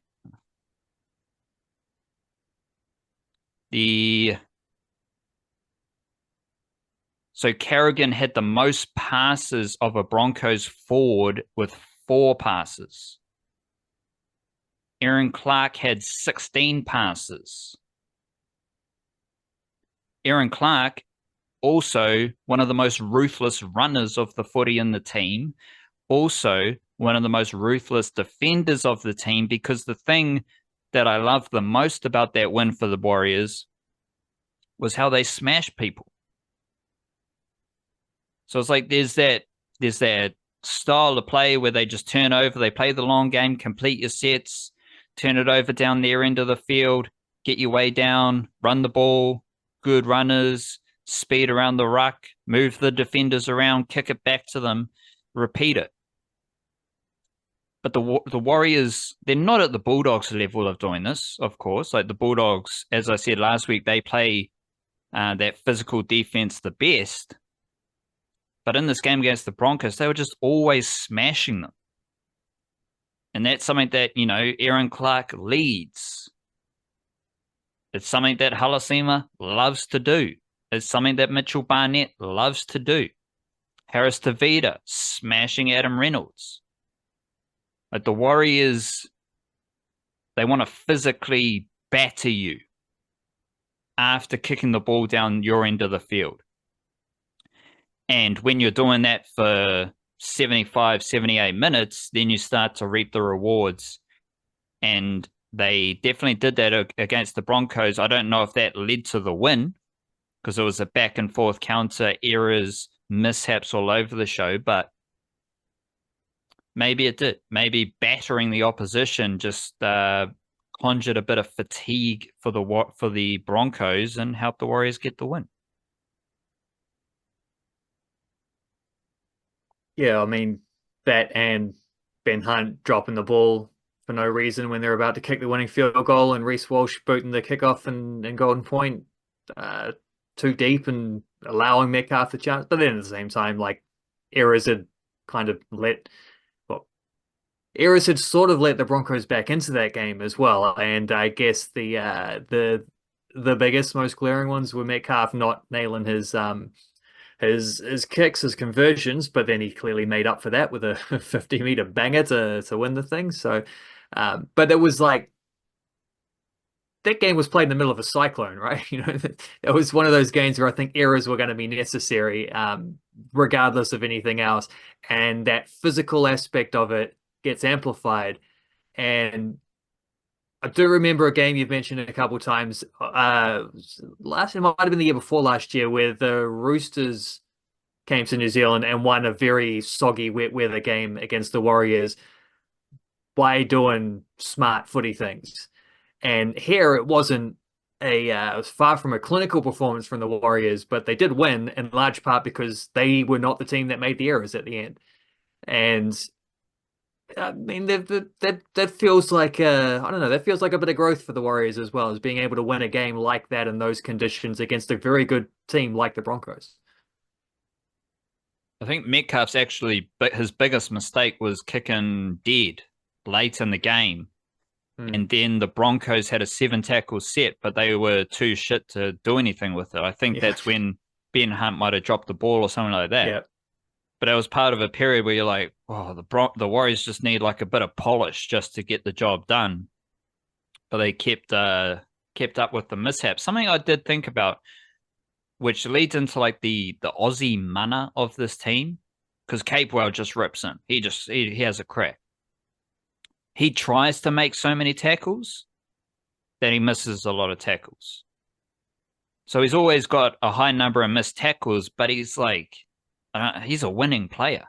He just does winning things that aren't really reflected in the stats. I mean, shout out Jackson Ford. If we're talking about Aussie mana, it doesn't get any higher than Jackson Ford because I was like, he's had a redemption cycle.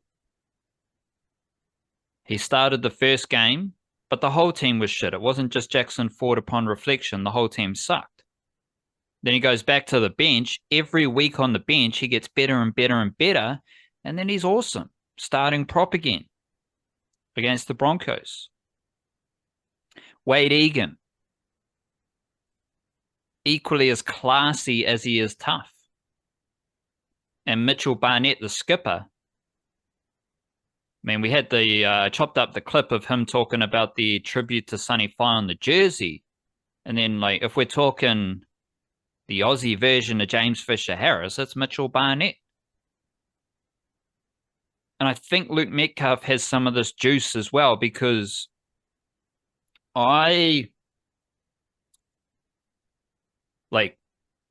rugby league half skills, I think Tamaita Martin and Tanner Boyd are both better than Metcalf and Harris Tavita.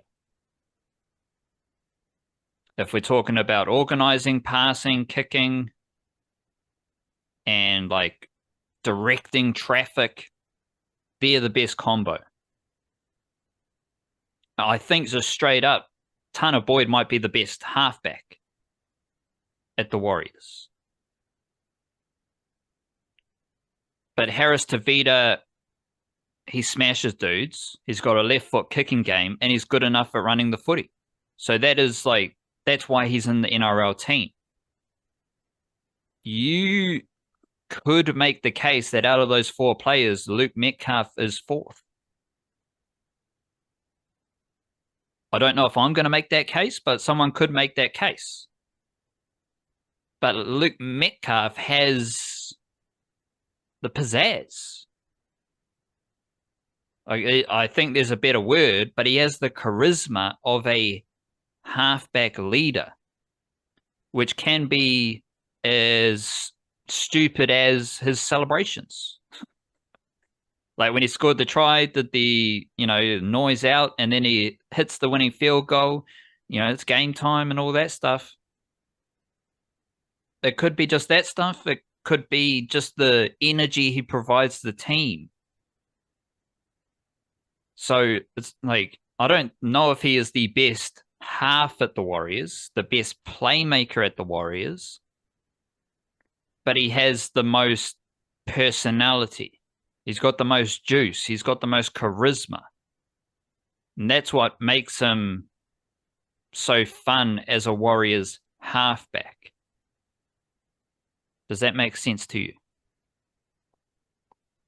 Yeah, it does make sense. And it reminds me of one of the complaints about the team last year was them not having enough pace. And it's something I've been thinking about recently because it's one of the conclusions I've come to with the Wellington Phoenix women is that they don't have a lot of pace.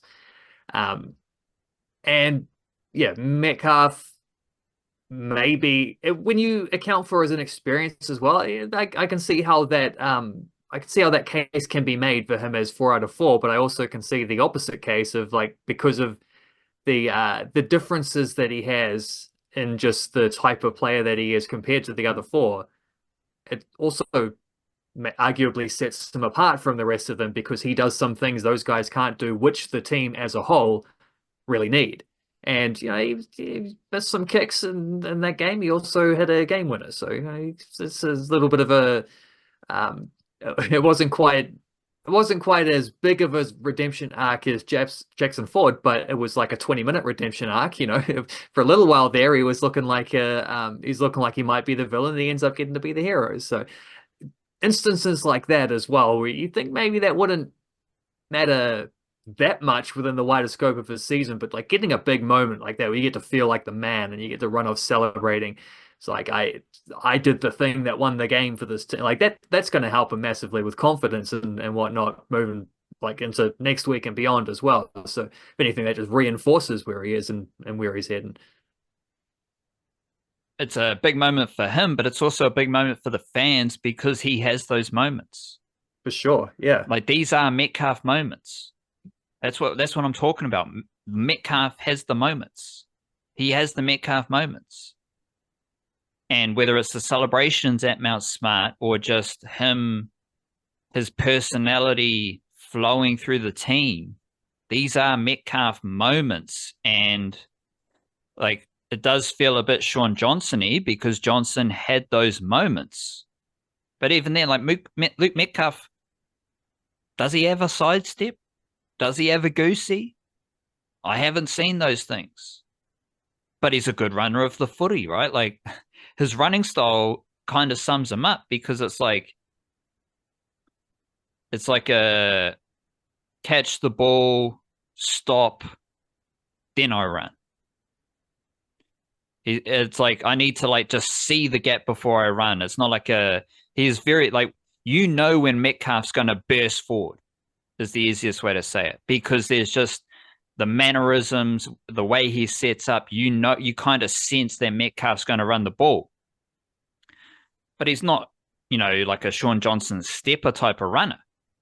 But it's Metcalf moments, and that's what he's doing for the Warriors, and it's really impressive to have that, but it's also really impressive for the Warriors where, like, Te Maire Martin had a game where he was involved in every try in New South Wales Cup. I think that was the Roosters game.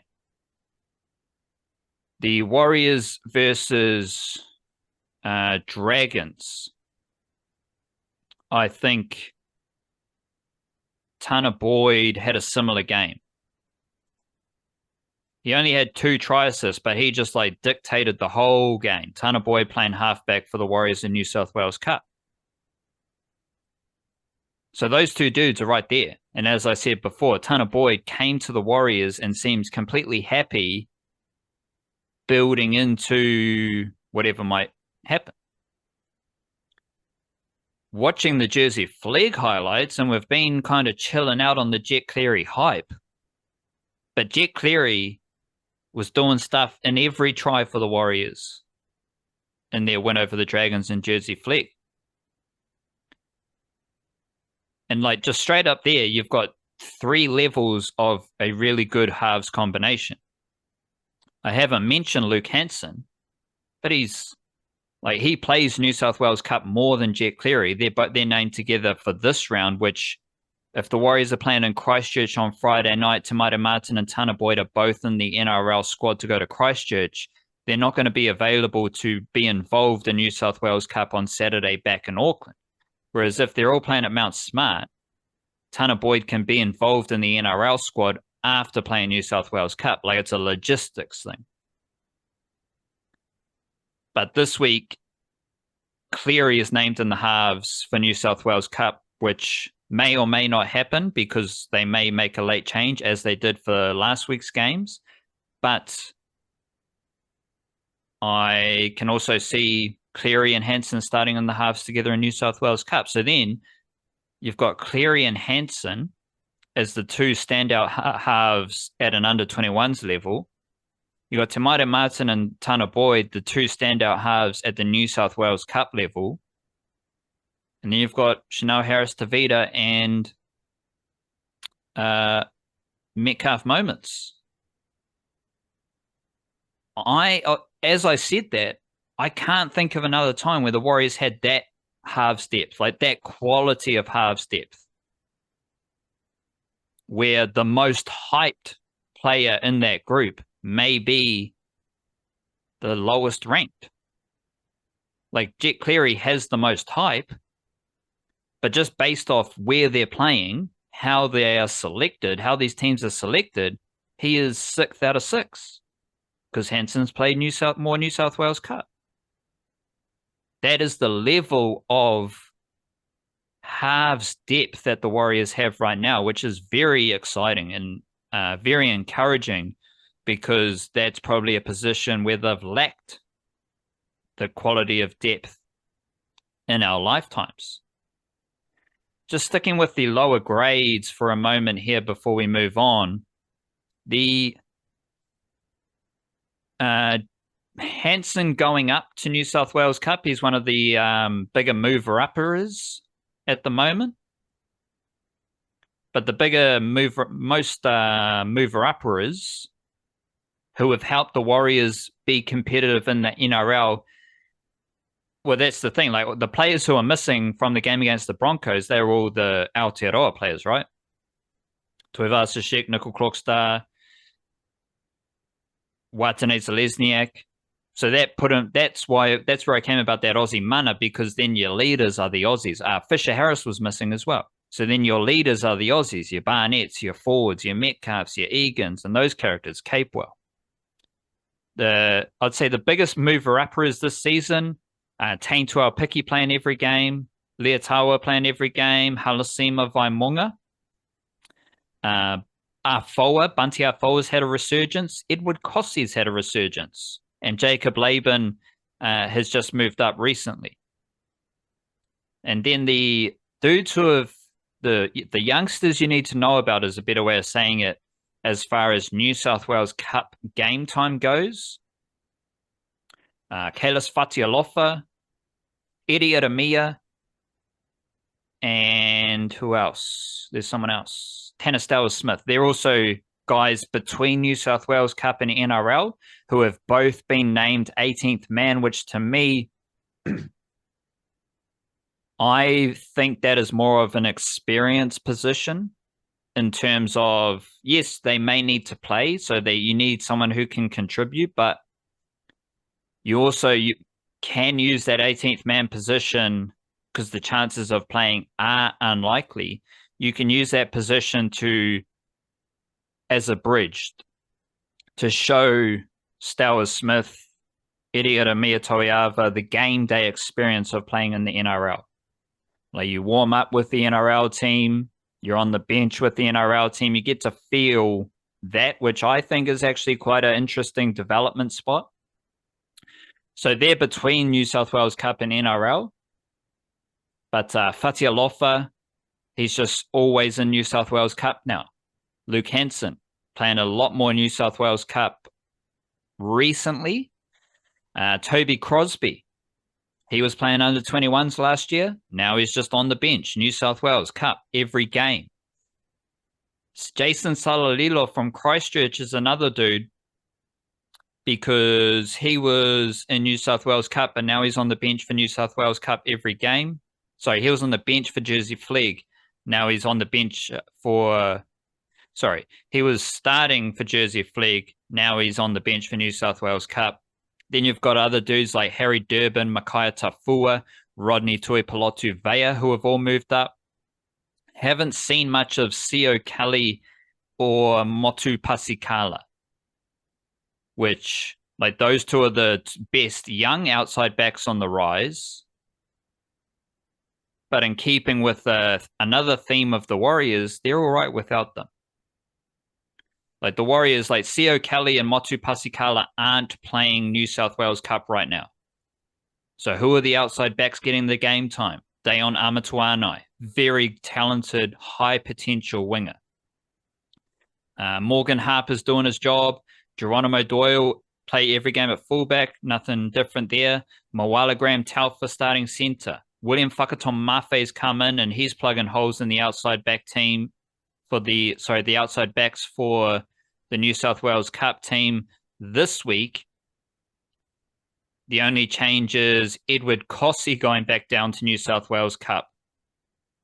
So again, the high pedigree, high potential outside backs in Sio Kelly and Motu Pasikala, they're not playing, and it's all good because there's so much depth. Both of them, I think, are still under 21s eligible, but they haven't followed. But there's actually, like, this week for the game against the Knights in New South Wales Cup, there's no under 21s in the outside back department. Doyle, Amatuanai, Harper, Graham Talfa, and Cossey. But then on the bench, you still have, like, so you've got Tom Ale returning. You got Stowers Smith starting at prop, but you still have Jason Salalilo and Toby Crosby on the bench in New South Wales Cup, which is a good reminder of their ability and how the Warriors coaching team views their talent. I've almost blown a gasket. So we'll keep it moving and grooving into some football, where Chris Wood scored another goal for Nottingham Forest. But two dudes I want to focus on as well as Chris Wood, and I do think we will explore the wider depths of the wider parameters, of the Flying Kiwis realms in our bonus podcast tomorrow for any more deep cuts, any more crazy spots of Aotearoa footballing excellence around the world. Moses Dyer scoring 2 goals, one with the right foot, one with the left foot, sensational. And I did ask you a few weeks ago if he was in the All Whites mix, and he shut that down, and then he scored one with each foot. So I'll raise that question again. And Callum McCowatt, who seems to be scoring a goal every week for Silkeborg IF. So Flying Kiwis, 3 dudes to touch on: Chris Wood, Moses Dyer, and Callum McCowatt. Let's start with Chris Wood. Been off the radar for a couple of weeks, returning from injury, wasn't scoring as many goals. What happened? this week. You got his offside behind you. He loves an offside. How's the offside stats tracking for Chris Wood this season? Pretty good. I put that up there so that I would remember to talk about that when we got around to Chris Wood, because he is second in most offsides in the Premier League this season. Dominic Calvert-Lewin from Everton is about 3 or 4 ahead of him. I think he's on 27 offsides and Wood's on 23 or 24. Did have a goal offside, disallowed for offside against Spurs on the weekend, but then 5 minutes later he scored one that was onside. So that's perfect Chris Wood stuff, pushing the line, get flagged for one, you don't get flagged for the next. You finished both of those chances. The only 2 shots he had all game, and one of them didn't count, but he scored from, he scored from the one that did. Standard Chris Wood stuff. That's actually, though, the first goal he scored for about 2 months. Mid-February was the last time he had scored for Nottingham Forest. There was an international break in there where he scored a bunch of goals for New Zealand, so it's not like he was getting no goals at all. But didn't score for Nottingham Forest for a couple of games just prior to that, where they had some quite good results as well. They were sort of grinding out points against some good teams, and he was just doing what he does. Didn't pop up with a goal, but did his normal hard work, hold up play and stuff like that. But then there's a couple of games after that where maybe they dipped a little bit, and then he got injured after. Well, he's injured after the international break as well, and not at his freshest when they played against was it Everton just prior. So they needed something from him against Tottenham. That was a big game. They'd lost 2 games in a row, and they need to get their Champions League track going again, and they did. They won 2-1. He scored the second goal. They 2 goals early, 2-0 up after 15-16 minutes. Parked the bus a little bit in the second half, but that's all right, because Nottingham Forest can play on the counter-attack, and they got away with a very, very important 3 points, which jumped them back up to third. Man City won this morning, so that's back down to fourth again, but top 5 gets Champions League. Forest have a game in hand on City, can go back ahead of them when they play next. Although, first up before that, they actually play Manchester City at Wembley in the FA Cup semi-final this weekend. Moses Dyer also scored a double for Galway United. Now, I'm assuming, I'm not assuming, I know Damien Duff of, I used to know that footballer fame.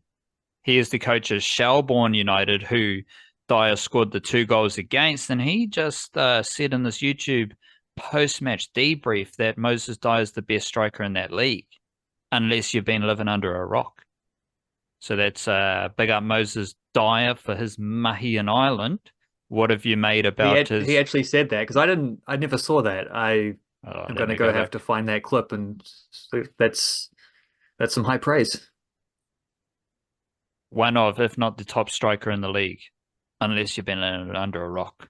All with an Irish accent, obviously. So Moses Dyer in Ireland. Let's quickly roll through these, or else we'll be here all day. What have you made of his work in Ireland? Yeah, great. 5 goals in, I think it's 5 goals in 10 appearances. They played 11 games, but he missed one of them. So that's how that stands. And I swear, when he was playing in Canada, he scored a fair few goals playing in Canada over the last few years as well. But I swear there were a lot of penalties and tap-ins there, which, like, all goals count the same. Sweet as. Chris Wood's made a habit over being great penalty scorer and someone who buries goals from 6 yards out. That makes you a great striker if you can do those. I only mention this not to say that one is better than the other, just to say that he seems to be scoring a whole lot of bangers in Ireland. Like, he's scoring these counter-attacking, cutting inside, curl in top corner, that amazing volley from a couple of weeks ago. Like, this is a different side of Moses Dyer to what I've seen before. He looks very confident. He's playing extremely well. Damien Duff thinks he's one of, if not the best strikers in the League of Ireland. And I wouldn't have predicted him to be on the fringes of always World Cup selection. I still don't think he will make that squad, but he's put himself in the conversation. Max Mata's been picked out of this league before as a goal-scoring striker. To do that, Max Mata had to be, like, his League of Ireland is not the highest level going around. It's definitely an improving level, though, and it's a really fun competition. There was one of those Copper 90 videos recently about the League of Ireland, just the growth of it and how the fanfare in the last few years, like crowd sizes have multiplied and all this, and it definitely seems to be a league that's going in a very positive direction. But yeah, Max Mata to be selected for the All Whites out of there was Golden Boot contender. You know, that's the level he had to be at to get there. Nando Painika, one of the best centre backs in their competition, in order to be selected. But Moses Dyer so far is doing similar things. Like he's scored 5 goals. That puts him, I think there's like 5 guys who have scored 5 goals so far this season, but they're all tied for top of the Golden Boot. If he can keep that up at a time when Ben Waine is almost never playing at the moment and is coming up to a very, very interesting juncture in his career where he's probably going to be released by Plymouth. He's not playing on loan at Mansfield. Who knows what he'll be up to? Max Mata has another year under contract at Shrewsbury Town, who have just been relegated to League Two. I suspect he'll just go back to Auckland FC for another season, if not on a permanent deal, or then on a second loan. And he's been awesome for them, so I don't think there's an issue there. I think he still gets picked ahead of Moses Dyer. Pretty easy decision to make that one too, I suspect. But Dyer keeps doing this, he might only be one injury away from getting called up to World Cup. So I don't think he's in the 23, but who knows what will happen between now and then, you know? He's playing fantastically, and whether he does or not, regardless, he's scoring cool goals every couple of weeks, and that alone is awesome. And it's good that he seems to have found a home where he can score those cool goals, and hopefully he can settle down in one spot. Because I'm just looking at his transfer history. He departs Eastern Suburbs heading into 2020 for Floro SK in Norway. Then he goes to Valor FC, but he comes back during the pandemic to play for Manukau. But then he goes back to Valor. Then he goes to Tulsa. Then he goes to Vancouver FC. Then he goes to Pacific FC. Then he goes back to Vancouver FC. Then he goes to Galway. So he's got a lot of Canada there, a bit of USA as well, but he's in Ireland now and he's doing well. What about Callum McCowatt, who similar position to Moses Dyer, you reckon?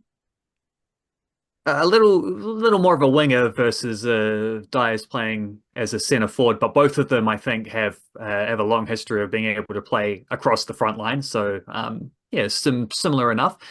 However, I mean, I don't know about you, but I feel like Callum McCowatt is one of the most underrated All Whites at the moment. Certainly when you look at, I don't think he gets mentioned. Chris Wood casts a shadow over all of the other All Whites attackers, to be fair. But yeah, I don't know if McCowatt gets as much recognition as he ought to, not just for the stuff he does in All Whites jersey, but especially for the stuff he does at club level, because they're in a Superliga. That's a big deal. That's a top 15 European league. And he... yeah, there's a little bit frustrating when Silkeborg didn't make the top half of the table when they did the cutoff between championship rounds, relegation rounds. They were right there for the taking, but they probably, frankly, should have gotten there, but they slipped up in the last couple games and didn't make it, fell into the bottom half. But the good thing about being in the bottom half is that you are playing against teams that are in the bottom half the rest of the way. So he had scored a couple goals before that, and now he's scored a bunch more since then. So in his last 9 appearances in the top division in Denmark, he's scored 5 goals and got an assist. So that's 6 goal contributions in 9 games. That gets even more impressive when you take into account that the first 4 of those games he played off the bench. So it's actually, he's done all of that in about 500 minutes of action, which works out to better than a goal contribution per 90 minutes. So he's effectively doing something every game on average. That's kind of incredible. The New Zealand football doing that, New Zealand footballer doing that in a division like that. There's not a lot of precedent for that. So Callum McCowatt's getting pretty, I don't know, I think he needs a bit of a boost in his reputation. I think a bit more, maybe Denmark isn't as flashy or fancy as obviously the English Premier League or Italy's Serie A or whatever, but there's not too many others who are playing at a higher level than that. You can make an argument Denmark is stronger than the Dutch league that Ryan Thomas is playing in, that Matt Garbutt was playing in before he fell out of favour. You know, there's some big deal stuff that Callum McCowatt's up to. So, yeah, I'm glad we got to highlight him, give him a bit of a spotlight on the podcast here. Doing our little bit. Well, he's doing enough because he left the Wellington Phoenix to join FC Helsingør, but then Silkeborg paid a transfer fee in 2023 to Helsingør to make sure they got McCowatt. So he's obviously loved in Denmark. Yeah, and the only reason he wasn't playing a lot more at the start of the season, like the reason why this is coming into, he's hit this great run of form now in the latter part of the campaign. The only reason he wasn't playing in the first half of the season is because he was injured. He was in for a couple games, recurring injury, struggling, not getting. It's not like he wasn't getting picked. It's just that he wasn't fit. He wasn't available, and then it took him a little bit of time to ramp up playing off the bench. But he started the last 5 games in a row for them, which is more than he'd started at any point through the rest of the season combined. So he's hitting good form at a good time. I think we might just leave the Wellington Phoenix depression for the bonus podcast tomorrow. Otherwise, we can get into, I don't know, I've said all I need to say about the Wellington Phoenix men and women, but you've done some great paragraphs in the newsletter yesterday covering them. I imagine you'll be writing about the Wellington Phoenix women at some point soon as well, and we can talk plenty more Wellington Phoenix, along with a few Flying Kiwis and a Warriors versus Knights preview tomorrow in our bonus podcast available on Patreon. And for the paid Substack subscribers, might as well save Auckland. You saying let's? Yeah, I want to talk about Auckland FC. Okay, let's do Auckland now. I was going to say we could save them till next week when they've like guaranteed won the minor premiership, but they basically got it anyway, so we can. I don't care about the minor premiership. They had a good win over the Melbourne Victory. Yeah, they did. They played fun football as they tend to do, and who could have imagined not losing games helps you be good in the A-League. So while a lot of other media was crying about them drawing, we were holding firm that the draws were decent results, and they've also had some wins. So let's just check in with the latter, where they've only had 2 losses this season. You've got a couple teams on 6 losses. Crazy. They've conceded 23 goals. The next best is Melbourne City on 24 goals. They are the only teams who have conceded less than 30 goals. Auckland FC are awesome. I don't know if this was the best lineup that you've been referring to for the Melbourne Victory game, because I see Callum Elliott was starting. So they seem to have tweaked the lineup a wee bit with Sakai, Hall, Pinnaker, De Vries, then Elliott wide on the right. They started with a back 3, which is they've done that a lot in terms of mid-game substitutions, finished with a back 3, but this was the first time that they've actually started with a back 3. So that was a bit of a different look from them as well. A little bit of a late season twist from Steve Corica. But then you've also got Brimmer pushing up the field a bit without Max Mata. So you had Rogerson playing out on the left, Mai doing whatever his role was, but Brimmer's also there. You've said your best lineup, but the good thing is for Auckland FC right now is that they play very good football with a few different lineups. They can change their, jar forbid I say it, but they can change their formation depending on the opposition, depending on the players they do have available. But regardless of their formation, I think they can just put players in different positions, select different players, and maintain a very high level of football. 2 players I want to highlight as players who I think have endured a niggly patch. And again, the niggly patch was Auckland FC drawing games. So how terrible can it be? Alex Paulson and Louis Verstrata. They seem to be returning to their best form at a very important time of the season. Yeah, I don't even think Paulson dipped very much, but definitely in the weekend he made well, he made one absolutely incredible save, and he has started to look a little bit more of the game-changing goalkeeper that he can be that we've seen at other stages of the season. I don't think necessarily that's anything against Paulson if that wasn't happening at stages before. I think it's maybe just um, you got to have saves to make. Sometimes there are no saves to make because the defense is awesome. Sometimes you can't make those saves because the striker's just in a position where they can't miss because the defense has done the opposite. I think these things just ebb and flow naturally for a goalkeeper. But yeah, when Alex Paulson is at his best, there's no better goalkeeper in this competition. And even when he's not at his best, he's probably still the best goalkeeper in this competition. For Strider, absolutely. Like he scored a goal and he set up the other one, and he set it up with a high press as well, pushing forward and winning the ball around about the penalty area, squared it for the easy tap in. Like he for Guillermo Mai, I think it was.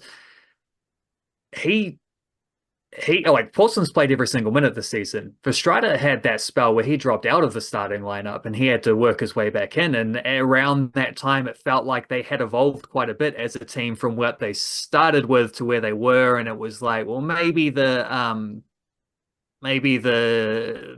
midfielders like Brimmer and Gallegos and whoever who are even a little bit of Howison at times, who are maybe more renowned for their passing and less so for their like defensive blocker stuff, were becoming the flavor of the day for Auckland FC, and they turned into a slightly different team in Verstraete's absence and hit the place that he had at the first like 6 games in a row where they won them all, and Verstraete was looking like one of the best players in the competition. Like that changed for him, and he kind of had to work his way back in. So to see him have a game like he did on the weekend, where he was outstanding, but not just outstanding, contributing to goals as well. The guy who is really, by his own admission, is a player who focuses first and foremost on the defensive sides of that midfield role.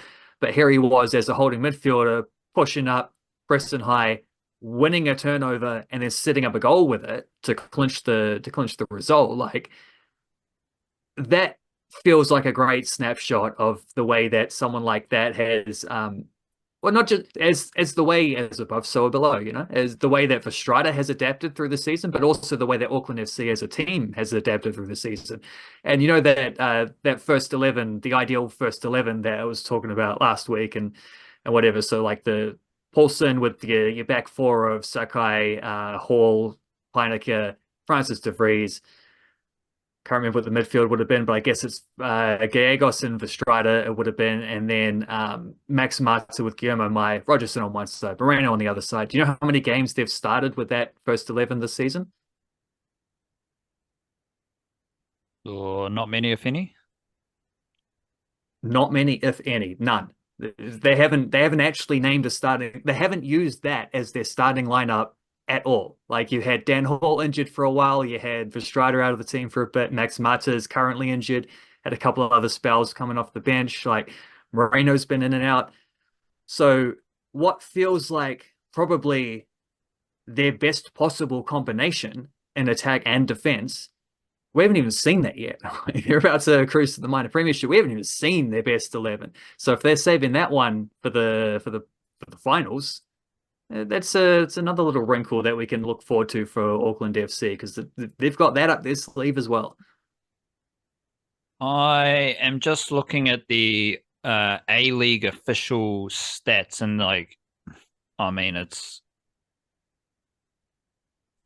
it's not super duper anything. It's not super duper comprehensive, but a couple years ago, the A-League had an unreal stat selection stuff, and then they changed to their keep up website and changed all their digital media stuff, and it just disappeared. All their great, incredible, in-depth stats just disappeared. Now you got to go elsewhere if you want the good stuff.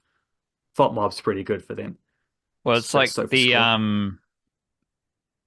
NRL.com stats, the totals are all good, but then you go to average and it's like half the games are missing. So you go total and it's like 6 or 7 games. Then you click on the average per games and the Warriors have gone from 6 games to 4 games. So I don't understand. Like I How just does that even work? it's one of those things that doing what we do, you're just like, it can be very frustrating, but then you just rise above it and do your best and figure out another way. But am using this A-League ranking for just a gauge on what's happening. And I am interested. Goals assisted, chances created. The only dude for Auckland FC near the top of these rankings, or top 10, Francis de Vries. 5th equal for goal assists, and he is 5th for chances created total. He is also 1st in the whole A-League for completed crosses. Who is first in the whole A-League for long passes completed? Long passes completed. When they do that stat, it's not as you picture long passes like crossfield switches, but often I think they count everything above 20 meters to be a long pass. So often when you're pushing forward, your centre back passing to centre back is counted as a long pass. So I'm going to say Nando Peineke might be high on that list. Old mate Zen isn't even top 10. No, hey. It does look like the bro Ollie Sales second, though, so shout out to him. Because that means a different thing when it's a goalkeeper making long passes, though, doesn't it? That sort of means you're not doing the Alex Paulson, LB Kelly Hill, Josh Oluwayemi touch and pass stuff with your centre backs. You're just kicking the ball as far away as you can. Let's get it away from these terrible defenders. But my issue with Ollie Sale at the Phoenix was that his long passes didn't go to a Phoenix player. So True. I am encouraged and I am chuffed for Ollie Sale that he is second for completed long passes, but the bloke who's first is Alex Paulson. So Alex Paulson, as a goalkeeper, his short passing is wizardry, but he's also first in the whole A-League for completed long passes, as well as being first for clean sheets. As well as being third equal for saved shots. Now, if we go without the ball, Auckland FC, given what I just said, they're also going to be first for clean sheets. They're also first in completed tackles, and they are first for fouls given. Love that stat category, fouls given. But they are 6th for shot attempts and 8th for shots on target. So that's a good little summary of Auckland FC, and perhaps just maybe puts into focus Franny de Vries' excellence there on the left edge. Is fouls given, is that like fouls that they have been given or fouls that they've given away? Oh, who gives probably a doesn't shit? even Like, I don't clarify. know. Well, there's a big difference if you're committing a lot of fouls versus receiving a lot of fouls. Yeah, But I hope it's committing a lot of fouls, because if you're the team who wins the most tackles and also gives away the most fouls, imagine how far above everyone else you must be in just like overall attempted challenges. Like, you love your context, you love your explanation. So obviously the A-League website isn't going to offer a paragraph explanation. They just say fouls given. But Auckland FC, they're on 295, Western Sydney 271. Where you go completed tackles, Auckland FC 579, Perth on 501. So there's a decent margin in each of those categories, which to me suggests that they are Auckland FC fouling blokes, because that's what we love to do. The most combative team in the A-League and also the best team in the A-League. I was watching me Generation XG, and they were doing a breakdown of a Premier League team that loves to win the ball upfield. Can't remember who exactly it was. Maybe a Newcastle United. I don't know. I can't remember exactly. It was a few weeks ago, but they showed a graphic like their tackles in the opposition half, and I was thinking this is exactly what Auckland FC's tackles made type of thing would look like, because all season long they just bully the opposition without the ball in the opposition half. That's one of the reasons they're such a good defensive team. I mean, Paulson can make those saves, Planker and Hall can win those headers, block those shots, but also it's so hard even just to get into the position to put those crosses in and to get those shots, because you are being what's the word, like they're engaging you that far up. Like you don't just get in a free passage into the half and then see what happens after that, which maybe the Phoenix have done a fair bit too much of this season, but they really do. Yeah, they make you work for it just to get the ball over halfway, let alone the rest of the stuff. Beauty. Let's wrap it up there. That's our podcast for this week. Hope you enjoyed it. Hope you're having a good time.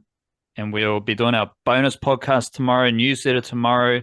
So check those out as well. Big up yourself. Love yourself. Kia kaha. Stay beautiful. Churcher.